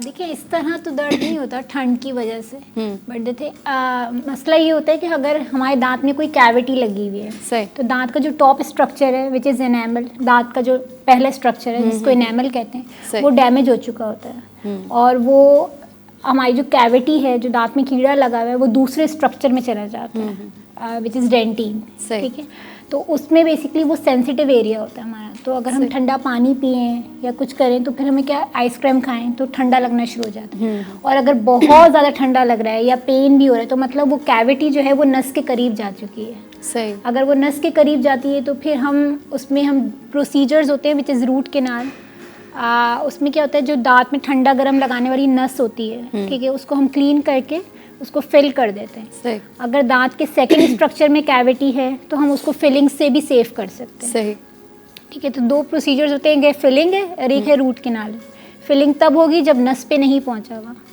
और रूट कैनाल तब होगी जब अगर नस पे पहुंच गया तो जो ठंडा गरम लगने की कंप्लेन है वो चली जाएगी ठीक है और दांत भी सेफ हो जाएगा सही ये बड़ा अच्छा तरीका बता दिया आप सर्दी में आइसक्रीम एंजॉय कर सकते हैं हाँ ज़ाहिर सर्दियुनि जी मौसम आई सर्दियुनि में ही आइसक्रीम खाइण जो असल मज़ो आइसक्रीम जो सर्दी में हूंदो जी अच्छा एहसन साहब अगर राति जो 2 बजे ॾंद में सूर पइजी थो वञे इलाही ऐं का दवा बि न आहे त इमरजेंसी आहे उन वक़्तु छा कजे ज़ाहिर आहे ओॾां उनजो जवाबु जेको आहे न हर माण्हू खे तक़रीबन ख़बर आहे पर आउं वरी बि तव्हांखे ॿुधायां जेको हूंदो आहे न लौंग हूंदो आहे लौंग ठीकु आहे लौंग तव्हां अरेंज करे तव्हां उन जिते जंहिं बि ॾाठ में जंहिं बि ॾंद में सूर आहे न उते तव्हां थोरी देरि लाइ रखी छॾियो सही ऐं लौंग बि न हुजे लौंग न हुजे त पोइ बेसिक तरीन उहा शइ त पाणी गरम कयो थोरो चुटकी भर जेको आहे लूण जो हुन में उन जा रिंसिस कयो ॾींहं में राति में कम से कम 10-12 दफ़ा कयो आहिस्ता आहिस्ता रिलीफ मिलणु शुरू थी वेंदो सही तमामु ज़बरदस्त इहे टोटका मां इस्तेमालु जी करे इहो बहितरीनु आहे बहितरीनु आहे इवन माण्हू जेके असां जंहिंजो ॾंद कढंदा आहियूं न सही। उनखे असां एडवाइस कंदा आहियूं त 24 कलाकनि खां पोइ तव्हांखे हर ॾींहुं 10-12 दफ़ा मतिलबु उनजा रिंस करणा हूंदा गुलडी करणी हूंदी आहे लूण वारे पाणी जी जेके हल्को गरम हुजे ऐं उन सां वाक़ई फ़र्क़ु उन पवंदो सां वाक़ई फ़र्क़ु पवंदो आहे ऐं जीअं जादू वारो फ़र्क़ु हूंदो आहे ईअं हूंदो आहे माण्हू जो जेको पेन आहे स्वेलिंग आहे सोज आहे उहा सॼी आहिस्ता आहिस्ता ख़तमु थी वेंदी आहे अच्छा गरम पाणी सां टाकोड़ बि कंदा आहियूं पाण बिल्कुलु कंदा आहियूं उन सां बि फ़र्क़ु पवंदो आहे उन सां उन माण्हू खे फ़र्क़ु पवंदो आहे जंहिंखे सोज हूंदी आहे नॉर्मल माण्हू खे सूर खे फ़र्क़ु न सूरत एतिरो फ़र्क़ु न स्वेलिंग खे थोरो घटि करे छॾंदो सही अच्छा स्वेलिंग थींदी छो आहे छो जो अंदरां खां ई अंदरां खां इहो इन करे स्वेलिंग जेकॾहिं को कंहिंजो माण्हू ॾंद कढायो आहे या कंहिंजे ॾंद में कैविटी आहे सुराख आहे उन में जेका उहा इलाही डीप हली वई आहे काफ़ी हद ताईं हेठि हली वई आहे ऐं उन जे करे जेको आहे उते इन्फेक्शन थी वियो आहे इन्फेक्शन में हमेशह माण्हू खे 3-4 साइन हूंदा आहिनि टेम्परेचर वधी वेंदो फीवर थींदो ऐं प्लस स्वेलिंग थींदी पेन थींदो ऐं जेका एरिया आहे न जिथे मतिलबु सूर आहे माण्हू खे उहा थोरी रेड थी वेंदी इहे साइन आहिनि इन्फ्लेमेशन ऐं इन्फेक्शन जा इहे लाज़मी जेको आहे जेकॾहिं कंहिं माण्हू खे अहिड़ी कंडीशन थिए थी न त उनखे फ़ौरन जेको आहे या त डेंटिस्ट खे ॾेखारणु खपे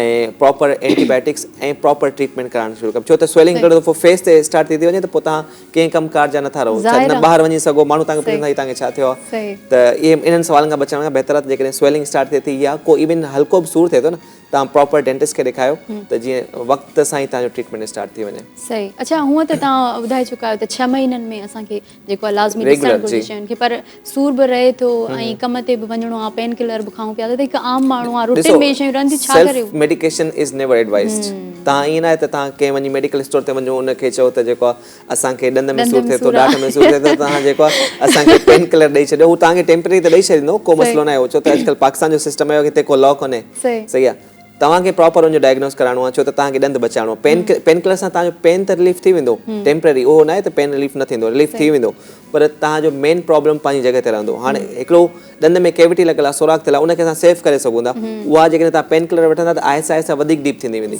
पोइ अहिड़ी कंडीशन थींदी त असांखे उनखे ॾाठ खे या ॾंद खे कढणो पवंदो ऐं कढणु जेको हिकिड़ो ॾंद असां आऊं चवंदो आहे tooth is like a diamond मतलब हिकिड़ो ॾंद जेको माण्हू जो हूंदो आहे न नेचुरल हूंदो आहे दुनिया जो बेस्ट डेंटिस्ट जेको आहे उनखे रिप्लेस नथो करे सघे तव्हां जेतिरा केतिरा बि डॉलर ख़र्च कयो केतिरा पैसा ख़र्च कयो उहो हिकिड़ो डेंटिस्ट नथो लॻाए सघे छो त हिकिड़ो नेचुरल जेको अला ॾंद ठाहियो आहे उहो वरी नथो अची सघे बिल्कुलु पंहिंजा ॾंद जेके आहिनि पंहिंजा हीरा जेके आहिनि उन्हनि खे बचायो केयर कयो अच्छा सादिया आपकी ओर आऊंगी मैं और आपसे ये ज़रूर जानना चाहूँगी क्योंकि आप लोग डॉक्टर हैं आप लोग एक्स्ट्रा केयर करते होंगे तो ख़वातीन तो ज़्यादा ही केयर करती हैं आप कितनी दफ़ा ब्रशिंग करती हैं दिन में सच बताइए माउथ वॉश का यूज कितना करती हैं मैं तो एक ही दफा ब्रश करती हूँ एक ही करती हैं हाँ मॉर्निंग में करती हूँ चलें जी ये देखें डॉक्टर है लेकिन सच बता रही हैं जबकि खुद कह रहे हैं कि 2 मरतबा लाजमी करनी चाहिए हाँ लेकिन मैं प्रॉपर फ्लॉसिंग करती हूँ और माउथ वॉश भी यूज करती हूँ तरीक़ो इहो हूंदो आहे त 2 खां 3 दफ़ा मतलब 2 खां 3 मिंट ताईं ब्रश करणु खपे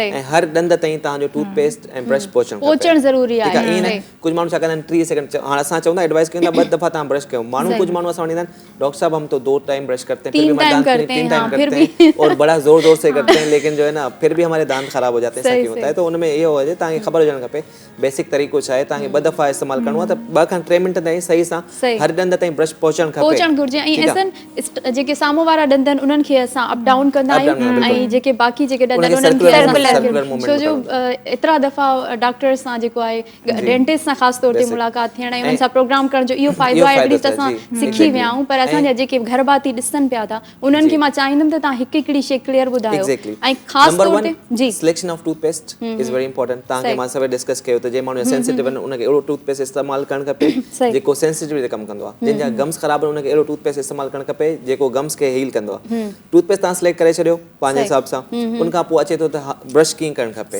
ठीकु आहे ब्रशिंग जो तरीक़ो इहो आहे त तव्हांखे ॾींहं टाइमिंग मां तव्हांखे ॿुधाए वरिती आहे जेके गम लाइन आहिनि जिथे मसूड़ा ऐं ॾंद शुरू थिए थो तव्हांखे ब्रश उते रखिणो आहे ऐं अप थोरो स्लाइटली डाउन मथियां जेके ॾंद आहिनि हेठि पुश करिणो आहे हेठियां ॾंद आहिनि उनखे मथे पुश करिणो आहे सिंपल तरीक़ो हूंदो आहे तव्हांखे 2 खां 3 मिंट लाज़मी हर ॾंद खे ब्रश कयो प्लस 2 टाइम ब्रश खां अलावा हिकिड़ो दफ़ो तव्हांखे लाज़मी फ्लॉस करणु खपे जेको पाकिस्तान में कॉन्सेप्ट ई इलाही घटि आहे शायदि का 1% पॉपुलेशन कॾहिं फ्लॉस कंदी हूंदी उहा बि मतिलबु जेको आहे न फ्लॉस में छा हूंदो आहे हिकिड़ो धागो हूंदो आहे जॾहिं बि असां का शइ खाईंदा आहियूं त विच में मानी ज़रा फासी पवंदा आहिनि फ्लॉस उहा ब्रशिंग सां नथी निकिरी सघे ठीकु आहे छो त फ्लॉस तव्हांजी ब्रशिंग करण सां हिकिड़ी रिसर्च चए थी त जेको आहे तव्हांजा ॾंद जेके आहिनि 40 to 45% क्लीन थींदा आहिनि। सही सिर्फ़ु ब्रश भले केतिरो बि करे छॾियो 2 खां 3 मिंट कयो या 5 मिंट कयो, माना तव्हांजा ॾंद 60% असांजा ॾंद कचिरो 60% हूंदो तव्हांजा जेके ॾंद आहे। आहिनि फ्लॉस सां साफ़ थींदा आहिनि। ऐं फ्लॉस जो हिते कॉन्सेप्ट न आहे, इहो अॼुकल्ह असां माण्हुनि खे इहो अवेयरनेस ॾियूं पिया, तव्हां फ्लॉस अच्छा, उहो धागो हर हंधि अवेलेबल हूंदो हर आहे? हंधि अवेलेबल आहे, कंहिं मेडिकल स्टोर ते तव्हांखे मिली वेंदो आहे इज़ीली। या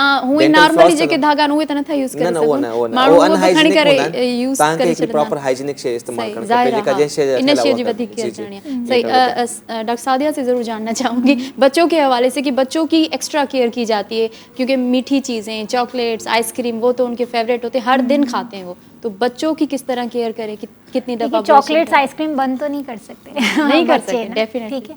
तो अगर देनी है कम तो कर सकते हैं। हाँ कम कर कम सकते कर हैं, दें, हाँ। और देनी है तो मॉर्निंग टाइमिंग्स पे दें, ठीक है। ऐसा नहीं हो इवनिंग में थोड़ा सा अवॉइड करें, क्योंकि उसके बाद क्या होता है 6 बजे के बाद 7 o'clock आफ्टर 6 और 7 o'clock बच्चे सो जाते हैं। अब जब सो जाते हैं वो कैंडीज लगी हुई होती है और फिर वो कैविटी कंटिन्यू करती है, या फिर ऐसा होता है कि बच्चे दूध पी लेते हैं और दूध पीकर सो जाते हैं। सही। तो ऐसा होता है रिंस नहीं करते, जब वो रिंस नहीं करते तो कैविटी लगने के चांसेस ज़्यादा इंक्रीज हो जाते हैं। अगर टॉफ़ीज़, कैंडीज़ या चिप्स देने तो वो मॉर्निंग टाइम में भी या आफ्टरनून टाइमिंग्स पे दें, ऐसा नहीं इवनिंग टाइमिंग्स पे नहीं देने। इवनिंग में क्या होगा कि फिर वो सो जाएंगे तो फिर ब्रशिंग नहीं होगी और फिर वो कैविटीज़ कंटिन्यू होती रहेंगी। दूसरा ब्रशिंग टेक्निक, ब्रशिंग बहुत अच्छे से करें। अब बच्चे तो टाइमिंग थोड़ी देखते हैं, कभी भी हाँ, बाहर बिल्कुल। जाते हैं तो वो कहते हैं कि हमें आइसक्रीम हाँ, चाहिए, ये चाहिए। चाहिए, और इमोशनल ब्लैकमेल भी कर रहे होते हैं तो इन चीज़ों को भी देखना होता है। तो डॉक्टर सादिया जी ॻाल्हि वांगुरु केयर वधीक करणी आहे, पेरेंट्स जे हथ में आहे तो उहे केतिरी केयर था कनि। डॉक्टर एसन ऐं डॉक्टर सादिया सां पंहिंजी ॻाल्हि ॿोल, पंहिंजी कचेरी ईअं ई जारी रहंदी। तव्हांजा बि के सवाल आहिनि त बिल्कुलु प्रोग्राम में शामिल थियो, पर साही ज़रूरी हूंदी आहे। लहूं था नंढी साही जी तरफ़। Good morning.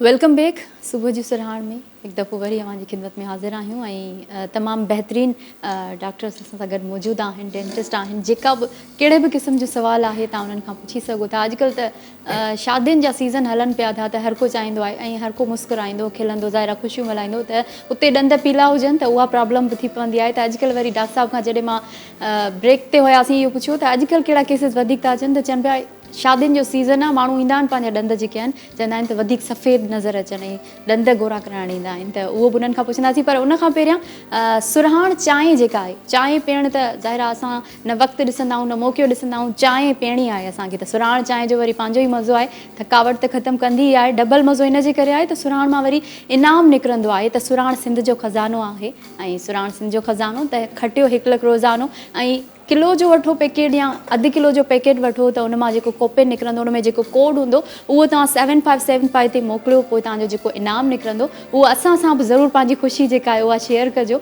ऐं वापसि हलूं था, डॉक्टर साहिबु असां सां गॾु ई मौजूदु आहिनि।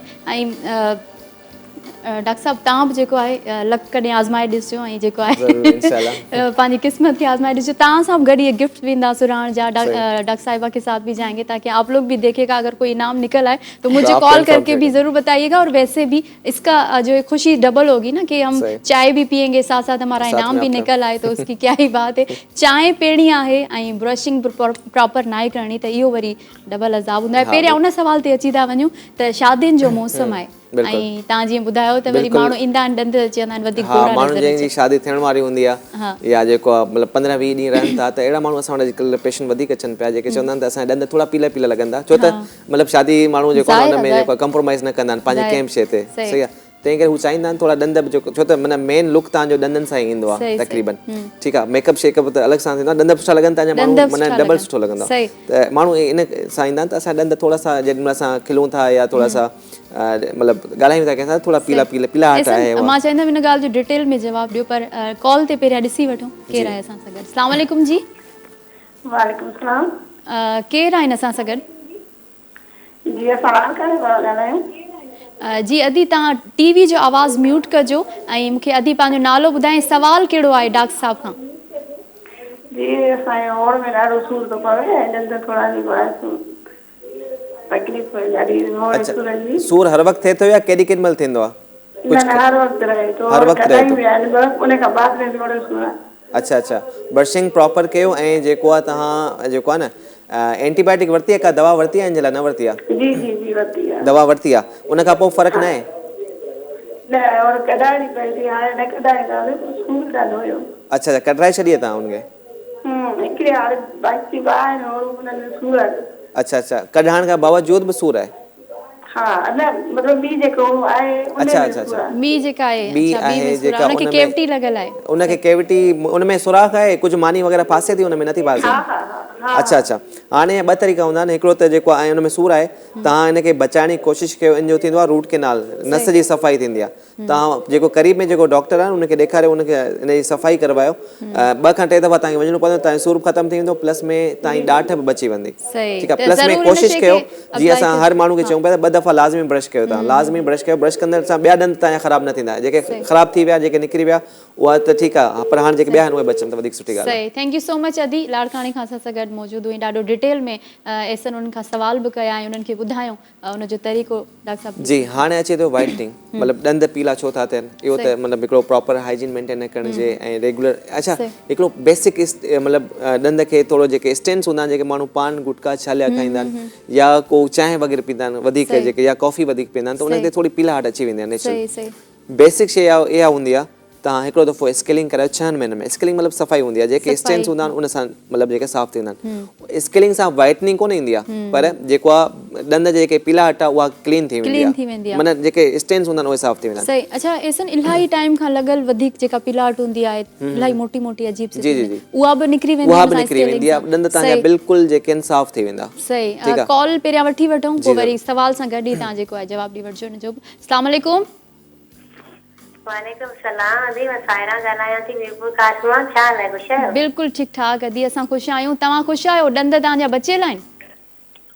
हा, चलो मुंहिंजा जेके रुकियल आहिनि, बाक़ी जेका मुंहिंजी जेका भाभी आहे उनजे जेको ॾंदनि जे अंदरि इंफेक्शन थी वियो आहे, साइड वारी जेको आहे न ॾंद लास्ट जेको निकिरे थी न, उहो निकिरे कोन पई, उनजे मथे गोश्त वरी वियो आहे, उहो अच्छा, सूर एतिरो सही सही सही। उनजे अंदरि, ऐं हाणे उहो निकिरे कोन पई, साल ॾेढ थी वियो उमिरि आहे। घणी अथसि, एज घणी आहे, एज घणी अथसि? उमिरि मुंहिंजी केतिरी आहे?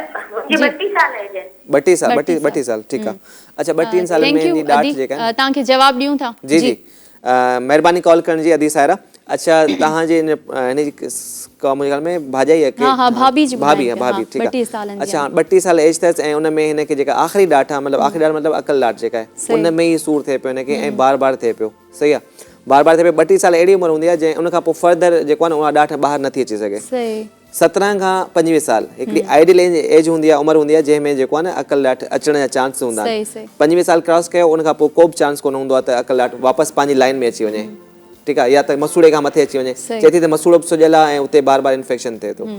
सिंपल हल इहो आहे, तव्हां उनखे कढाए छॾियो, इन सां तव्हांजी लाइफ आसान थी वेंदी, तव्हांखे बार बार वारी ॾाढ इन्फेक्शन कढाईंदासीं त अकल ते को फ़र्क़ु कोन पवंदो, असां हर प्रोग्राम में चवंदा आहियूं अकल सां को तालुक न आहे, ठीकु आहे। सही, ठीकु, उनजो नालो सिर्फ़ु अकुल ॾाठ आहे, ईअं न सम्झो त उहा ॾाढ हाँ, एज एक्चुअली जंहिं एज में ईंदी आहे उन में माण्हू थोरो मतिलबु मैच्योर थियणु शुरू थींदो आहे, माण्हू खे दुनिया जी ख़बर पवणु शुरू थींदी आहे, इन करे हिनखे अकल ॾाठ चवंदा आहिनि, पर इन सां अकल जो को तालुक कोन्हे, ठीकु आहे। ठीकु, इहो आहे, बहितर आहे कढाए छॾियो ऐं इन सां फ़र्क़ु कोन पवंदो, तव्हांजी हेल्थ और मतिलबु हाइजीन बहितर थी वेंदी, ॾंदनि जी सफ़ाई सुठी थी वेंदी, ऐं जेको इन जे करे कॾहिं कॾहिं वात में स्मेल बि थींदी आहे, छो त इन्फेक्शन थींदो आहे न, इन्फेक्शन जे करे वात में स्मेल थींदी आहे, उहा अच्छा ख़तमु थी वेंदी। स्मेल डॉक्टर साहब ख़तमु करणी आहे, उनजो प्रॉपर हल बि ॿुधाइजो, इहो सवाल मुंहिंजो तव्हां खां आहे, पर इन खां पहिरियां कॉल बि वठी वठूं था, ॿिन्ही सवालनि जो जवाबु गॾिजिजो। अस्सलाम वालेकुम जी। वालेकुम सलाम, अभी मां करीम मां पिता थी ॻाल्हायां घुमादर मां। जी, छा चवणु चाहींदा मुंहिंजा भाउ, कहिड़ो सवाल आहे? मुंहिंजे मां रोज़ानो बुर्श बि कंदो आहियां, पिन सदी मां मुस्ताक बि हूंदो आहे, हुनजे बावजूदि मुंहिंजे ॾाढनि ते पथरी ॼमी थी वञे, पथरी। सही सही सम्झी वियुमि, जेको आहे न ॾाढ में सुराख बि आहे, उन पासे मां खाईंदो बि न आहियां, हुन में सूरत आहे, पर मेन मसइलो छा आहे, मुंहिंजे ॾाढनि पथरी ॼमी थी वञे, उहा वॾी मुश्किल ॻाल्हि आहे एॾी, तो महिरबानी करे साफ़ इन जे बारे में थोरो ॿुधायो। ज़रूरु ज़रूरु तव्हांखे जी करायो। ठीकु आहे, थैंक यू सो मच, तव्हांखे हाणे ई ॿुधायूं था। महिरबानी दादा, तव्हां कॉल कई। अच्छा, इन जो इहो सवाल आहे त जेको आहे मतिलबु ब्रशिंग सही करे थो, 2-3 दफ़ा करे थो, पोइ बि जेको आहे उनजे बावजूदि पथरी जेका अंदरि ॼमी थी वञे, सही आहे। अच्छा, नॉर्मली जेको आहे पथर उहो कैलकुलस हूंदा, असां कैलकुलस चवंदा आहियूं, जेको माना नॉर्मल असां कैलकुलस जेको प्लाक ॼमंदो आहे न, ॾंद तव्हां माना जीअं ब्रश कंदा आहियूं उनजे विदिन फ्यू मिनट्स तव्हांजे ॾंदनि ते हिकिड़ी लेयर अचणु शुरू थी वेंदी आहे सही उहा आहिस्ता आहिस्ता जेकॾहिं तव्हां रिमूव न कई 12 कलाकनि जे अंदरि त उहा उन में कैल्शियम डिपॉज़िट शुरू थियणो आहे स्लाइवा जे अंदरि कैल्शियम जी जेकॾहिं तव्हां मैक्सिमम 3 ॾींहंनि ताईं जेकॾहिं तव्हां उनखे साफ़ु न कयो न त उहा एतिरी हार्ड थी वेंदी पोइ तव्हां केतिरो ब्रश कयो न तव्हां खां उहा साफ़ु न थींदी अच्छा, ईअं पोइ उन ॿुधंदा ते आहियो, स्लोली मूंखे स्लोली मतिलबु स्लोली first time जेको इहो आहे मां न ॿुधां पई, जी त जी ईअं पथरी थींदो ॼमी वेंदी आहे। हा अंदरि जी सही। तरफ़ जेको हूंदो आहे घणो करे अंदरि की तरफ़ थींदो आहे ऐं ॿाहिरां थी वेंदो आहे उनमें सही सही उनमें कुझु माण्हुनि जा ॾंद टेड़ा हूंदा आहिनि त ब्रश हर जॻह ते पहुची न सघंदो आहे त अहिड़नि माण्हुनि खे जेको आहे ॾंद जेकॾहिं सिधा करण जो चांस मिले थो सिधो सही। कराए छॾे बेसिक इहो आहे त जेकॾहिं 3 ॾींहंनि खां वधीक माण्हू ब्रश नथो करे त उहो जेको नॉर्मल जेको असांजे ॾंदनि ते स्टेन हूंदो आहे न उहो कन्वर्ट थी वेंदो आहे सॉफ्ट खां हार्ड में सही नरम खां सख़्त में पोइ दुनिया जो बहितरीनु तव्हां टूथपेस्ट यूज़ कयो टूथब्रश यूज़ कयो न उन सां साफ़ु न थींदो उन सां साफ़ु पोइ न उनजो तरीक़ो इहो हूंदो आहे तव्हां हिकिड़ो दफ़ो स्केलिंग कराए छॾियो स्केलिंग मतिलबु जेका ॾंदनि जी सफ़ाई मां थोरी देरि अॻु में तव्हांखे ॿुधाई हिकिड़ो दफ़ो कयो उन खां पोइ तव्हां पाण मेंटेन कयो तव्हांखे ज़रूरत ई कोन पवंदी स्केलिंग करण जी पोइ न कॾहिं वरी पथरी ॼमंदी सही। इहो न आहे त कंटिन्यूस थींदी रहे ईअं कोन आहे ईअं न थींदो डॉक्टर सादिया आपसे ज़रूर जानना चाहूँगी कि अगर मतलब रेगुलर हमारे मुंह में स्मेल रहती है तो इसका क्या हाल है, क्या करें, माउथ वॉश यूज़ करना चाहिए? देखिए इसके बहुत सारे रीजंस हो सकते हैं। एक तो ये कि बहुत ज़्यादा गंदगी जमा हुई हुई है मुंह के अंदर, तो सबसे पहला रीज़न होता है। ठीक है, अगर प्रॉपर ब्रशिंग नहीं है, बहुत टाइम तक स्केलिंग नहीं करवाई, सफाई नहीं करवाई दांतों की, ठीक है, तो उसकी वजह से कैलकुलस डिपॉजिट हो जाता है, विच इज़ मतलब गंदगी कहते हैं उसको। सही। अच्छा, इसके साथ एक और सवाल ऐड करती चलूँ कि मादे का मसला हो तो भी स्मेल आती है? जी जी बिल्कुल, उसमें भी आती है। ठीक। तो सबसे पहले अगर कैलकुलस डिपॉजिट है, बहुत गंदगी जमा है, तो सबसे पहले तो आप स्केलिंग करवाएं। वो पेशेंट ये बोलते हैं कि भाई हम तो रोज ब्रश करते हैं लेकिन फिर भी गंदगी मतलब किस तरह गंदगी जमा रह सकती है।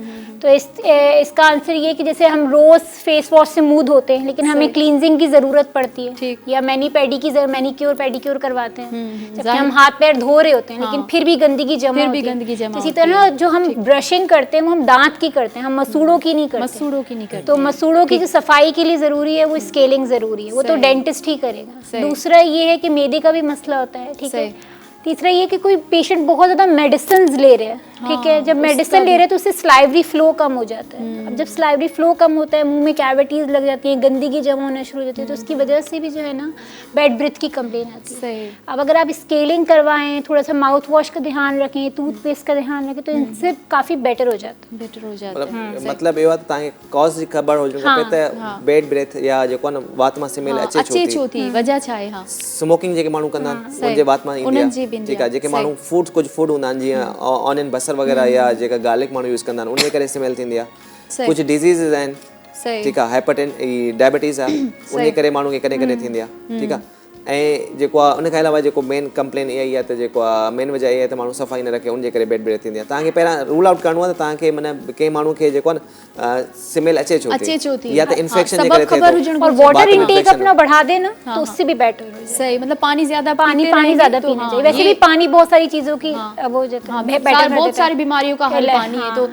व्यूअर्स जेके आहिनि जेके असांजा ॿुधनि पिया था, पाणी त हर हंधि अवेलेबल हूंदो आहे, हर घर में हूंदो आहे, त पाणी जो वधि खां वधि इस्तेमालु करणु घुरिजे। कॉल वठी था वठूं, केरु आहे ॾिसूं था असां सां गॾु। अस्सलाम वालेकुम जी। हेलो अस्सलाम वालेकुम। वालेकुम अस्सलाम, केरु आहिनि असां सां गॾु?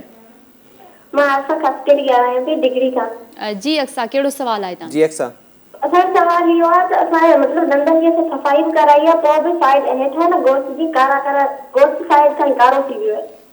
अच्छा कारा थी विया, गोश्त कारो थी वियो, मसूड़ा मतलब कारा थी विया आहिनि तव्हां? अच्छा, मसूड़ा कारनि जो मतिलबु इहो हूंदो आहे त हिन में जेको आहे न वाइटामिन सी जी डेफिशिएंसी आहे थोरी, तंहिं करे थोरा गम्स जेके नेचुरल पिंक कलर हूंदो आहे न उहे कम कलर न आहे। सही, अक्सा जेके आहिनि असां सां गॾु मौजूदु हुयूं, थैंक यू अक्सा तव्हां कॉल कई। जी, त मतिलबु वाइटामिन सी या कंहिं बि जेको आहे वाइटामिन न्यूट्रिशनल डिफिशिएंसी जे करे जेको आहे न गम्स जो कलर चेंज थींदो आहे। हाणे जेको आहे स्मोकिंग त हूंदी न हिन जी बेस, ठीकु आहे, त अक्सर कलर उन जो ख़राबु थींदो आहे जेके स्मोकिंग कंदा आहिनि या जंहिंमें न्यूट्रिशनल डिफिशिएंसी कंहिं ग़िज़ायत जी डिफिशिएंसी हूंदी आहे उन जे करे थींदो आहे। जी जी, वाइटामिन सी ख़ासि तौर ते उनजे करे ॾंद मतिलबु जेको मसूड़नि जो कलर जेको नेचुरल पिंकिश हूंदो आहे न उहो थोरो ब्लैकिश थी वेंदो आहे। उनजे लाइ सिंपल हली वेंदो आहे अॼुकल्ह मौसम ऑरेंज जो ऑरेंज वधीक खाओ, सिंपल इहो आहे, या लेमन जो जूस आहे थोरो उहो कढी उहो तव्हां पियो, बिल्कुलु हर मौसम में अवेलेबल आहे। त इहो बेसिक होम रेमेडी आहे, तव्हां इहो 15 ॾींहं यूज़ कयो, तव्हांजा गम्स जेके आहिनि बहितरीनु थी वेंदा। अक्सर वधि खां वधि नारंगियूं खाओ, मौसम आहे ऐं इंजॉय कयो मौसम खे, ऐं नारंगी बि खाओ, तव्हांजी वाइटामिन सी जी जी कमी जेका आहे उहा तक़रीबन ख़तमु 15 ॾींहं तव्हां बिल्कुलु ॿुधायो बिल्कुलु बहितरीनु थी वेंदो। हा ज़बरदस्त ॾाढो। अच्छा ॿारनि जी ॻाल्हि हले पई थी, जेके नंढड़ा ॿार आहिनि, हाणे असांखे ख़बर आहे हिकिड़ो त हेरिडिटी प्रॉब्लम्स हूंदियूं आहिनि, त ॾंद टेड़ा मेड़ा या वॾा थी वेंदा आहिनि, त उहा एज लिमिट केतिरी आहे जॾहिं ॿार जी असांखे ख़बर आहे त हाणे थोरो वॾो थिए या केतिरो थिए उहो त असां हुनजे ॾंदनि खे मतिलबु आइडियली जेको न ॾंदनि जी केयर करणु त पहिरियां ॾंद अचनि था तॾहिं खां केयर करणु खपे। सही। जॾहिं माण्हू खे डायग्नोस थिए त ॾंद थोरा टेड़ा मेड़ा आहिनि, मतिलबु 4-5 साल में ख़बर पइजी वेंदी आहे त जेको आहे टेड़ा थी था वञनि, या 6 साल में जॾहिं परमानेंट ॾंद अचणु शुरू थींदा सही प्रॉपर इलाज करण जी जेका एज आहे उहा मूंखे ॿुधाए। प्रॉपर इलाज त असां जेको स्टार्ट कंदा आहियूं उहो कंदा आहियूं तक़रीबन जेको ब्रेसिस वग़ैरह ॾंदनि खे सिधो करणु उहो लॻाईंदा 12 खां 13 साल जी एज में। 12 खां 13 साल सही। एसन कॉल पहिरियां वठी वठूं पोइ वरी ॻाल्हि कंटिन्यू कयूं था। अस्सलाम वालेकुम। बिल्कुलु ठीकु ठाक ख़ैर अमुन। कहिड़ो सवाल आहे, केरु किथां खां पिया ॻाल्हाइनि? दुबई मां शबीर मुगेरी थो ॻाल्हायां। जी शबीर साहब छा चवंदा, छा थियो आहे ॾंदनि खे? मां हितां घोड़े खां किरी पियो में उन खां पोइ मुंहिंजा हेठि ॾंदनि में ॾाढो सूर थी पियो, उतां धक लॻो, पोइ हिते वियो में अबू दुबई में इंडिया जो डॉक्टर हो, उन बि दवा ॾिनो, उन मां माना फ़ाइदो को बि कोन पियो। अच्छा फ़ाइदो कोन थियो, ठीकु आहे। ॾंद तव्हांजा लुॾनि था, ॾंद लुॾनि था थोरा? हा ॾंद लुॾनि था। अच्छा सही आहे। हाणे इन जो तरीक़ो इहो हूंदो आहे त हाणे मतिलबु इन में असां छा कंदा आहियूं, जंहिं माण्हू जो जेको किरंदा आहिनि या जंहिंजा एक्सीडेंट थींदा आहिनि उन में ॾंदनि खे असां वायर हिकिड़ी लॻाईंदा आहियूं ऐं उहा कम से कम 3 हफ़्तनि जे अंदरि जेको आहे ॾंद लुॾंदा न उहा बिल्कुलु ॿिए ॾंद सां उनखे जोड़े छॾींदा आहियूं। 3 हफ़्तनि जे अंदरि ॾंद बिल्कुलु मज़बूत थी वेंदो आहे। पहिरियां उनजी कंडीशन डायग्नोस कंदा आहियूं असां त ही बची सघे थो या हिनखे असांखे कढणो पवंदो। हिकिड़ो एक्सरे कराईंदा आहियूं, एक्सरे में असांखे कंडीशन ख़बर पवंदी आहे हिनजी बोन जी हड्डी जी कंडीशन कीअं आहे, जेकॾहिं उहा सुठी आहे ऐं हीअ पाण माना ओरल हाइजीन मेंटेन सुठी करे थो, मतिलबु ब्रशिंग वग़ैरह सही रखी आहे, त उन माण्हू खे असां एडवाइस कंदा आहियूं त सभिनि खां पहिरियों तव्हां पंहिंजी खाइण जी आदत थोरी चेंज कयो। हींअर घटि में घटि 2 हफ़्ता तव्हांखे सॉफ्ट डाइट खाइणी आहे, मतिलबु नरम ग़िज़ा खाइणी आहे। सभिनि खां पहिरीं ॻाल्हि त तव्हांखे नरम ग़िज़ा खाइणी आहे, का सख़्तु शइ न आहे खाइणी, अहिड़ी शइ न आहे खाइणी जंहिंखे तव्हांखे चबाइणो पए। ॿी ॻाल्हि तव्हां एक्सरे वग़ैरह करायो, एक्सरे में लॻे थो त हड्डी जी कंडीशन सुठी आहे, ॾंद तव्हांजा बिल्कुलु बची सघनि था। सिर्फ़ु हिकिड़ी वायर लॻाईंदा आहियूं असां हिते पाकिस्तान में, जेको असां ट्रीटमेंट पेशेंट जो कंदा आहियूं, अहिड़ा रेगुलर केसिस ईंदा आहिनि असां वटि, ख़ासि तौर ते ॿार जेके किरंदा आहिनि उनजा ॾंद लुॾंदा पिया आहिनि, असां उनखे हिकिड़ी वायर लॻाईंदा आहियूं 3 हफ़्तनि जे लाइ, 2 खां 3 हफ़्तनि लाइ। 2 खां 3 हफ़्तनि ताईं ॾंद बिल्कुलु पंहिंजी जॻह ते मज़बूत थी वेंदा, पोइ वायर कढी वेंदा ऐं बसि पेशेंट ठीकु बिल्कुलु। जी जी बिल्कुलु अहिड़ा असां अहिड़ो पेशेंट मुंहिंजे ख़्याल में 2 ॾींहं अॻु में 2 दिन पहले भी हमने किया था एक जी।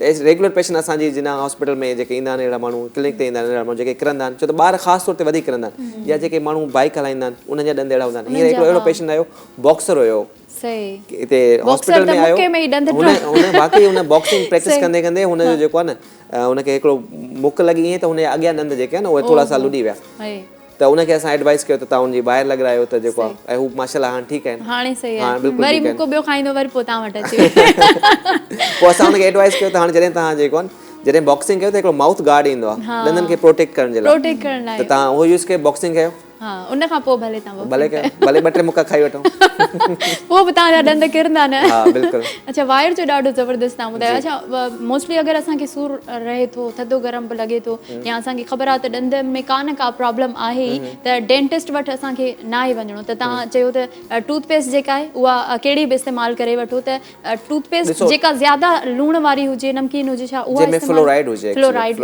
ठीकु, ऐं जेको मतिलबु ॾिसो ऐं उहो त तव्हांखे ख़बर हुजणु खपे तव्हांखे थधो गरम लॻे थो या गम डिज़ीज़ आहे, 2 शयूं हूंदियूं आहिनि, उनजे हिसाब सां अॼुकल्ह जेको आहे तव्हांखे टोटल केयर जे हिसाब सां कुझु ईंदा आहिनि, टोटल केयर लिखियलु हूंदो आहे कंहिं टूथपेस्ट जे हिसाब सां टोटल केयर, त उनमें वरी सभु शयूं हूंदियूं आहिनि, ऐं कोशिशि कयो त मल्टीनेशनल यूज़ कयो जेको वर्ल्ड वाइड अवेलेबल हुजे, ऐं को मेडिकेटेड यूज़ न कयो जंहिंमें मेडिसिन हुजे। टूथपेस्ट तव्हांखे तॾहिं चेंज करणो हूंदो आहे जॾहिं तव्हांखे लॻे टूथपेस्ट जा जेके ब्रिस्टल्स हूंदा आहिनि न, ब्रिस्टल्स जेके उहे थोरा सा वियर ऑफ शुरू थियनि, मतिलबु थोरा सा टेढ़ा मेढ़ा थियनि, तव्हां ब्रश चेंज कयो।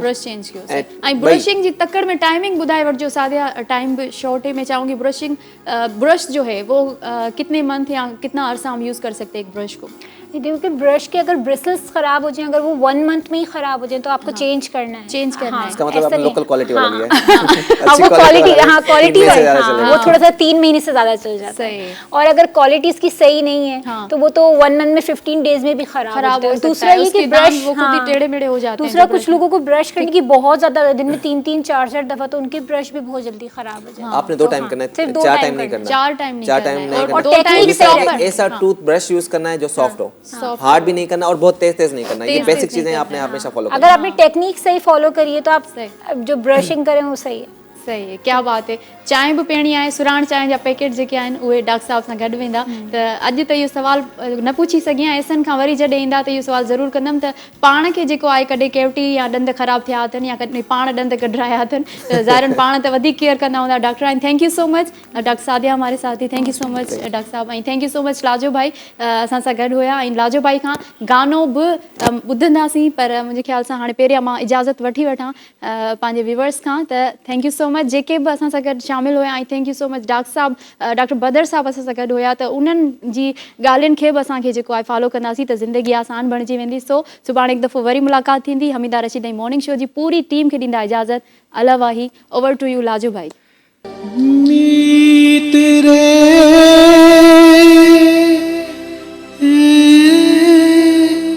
मोरे सजना, मोरे सजना, कब होगा पूरा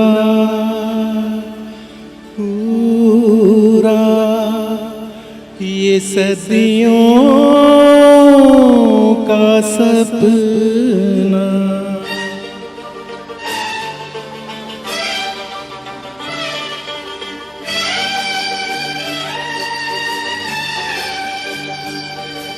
सावन आए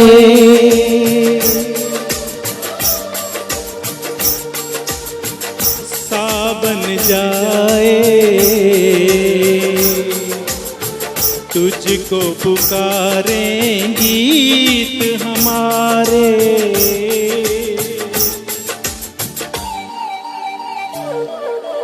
सावन आए सावन जाए, तुझको पुकारें गीत हमारे।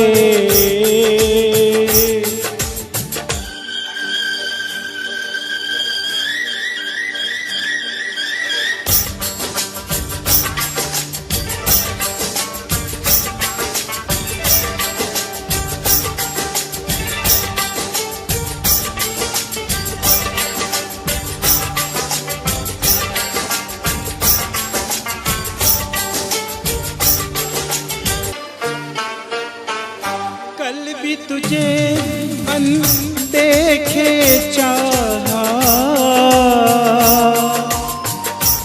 आज भी तेरा नाम न जानूं रे।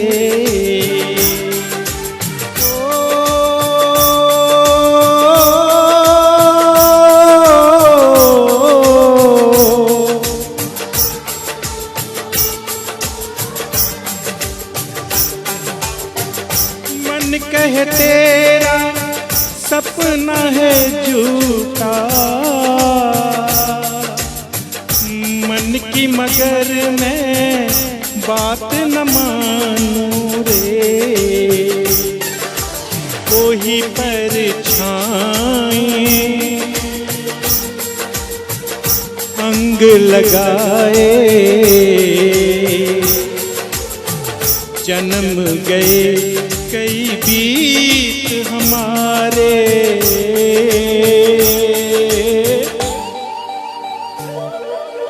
सावन आए सावन जाए, तुझको पुकारें गीत हमारे।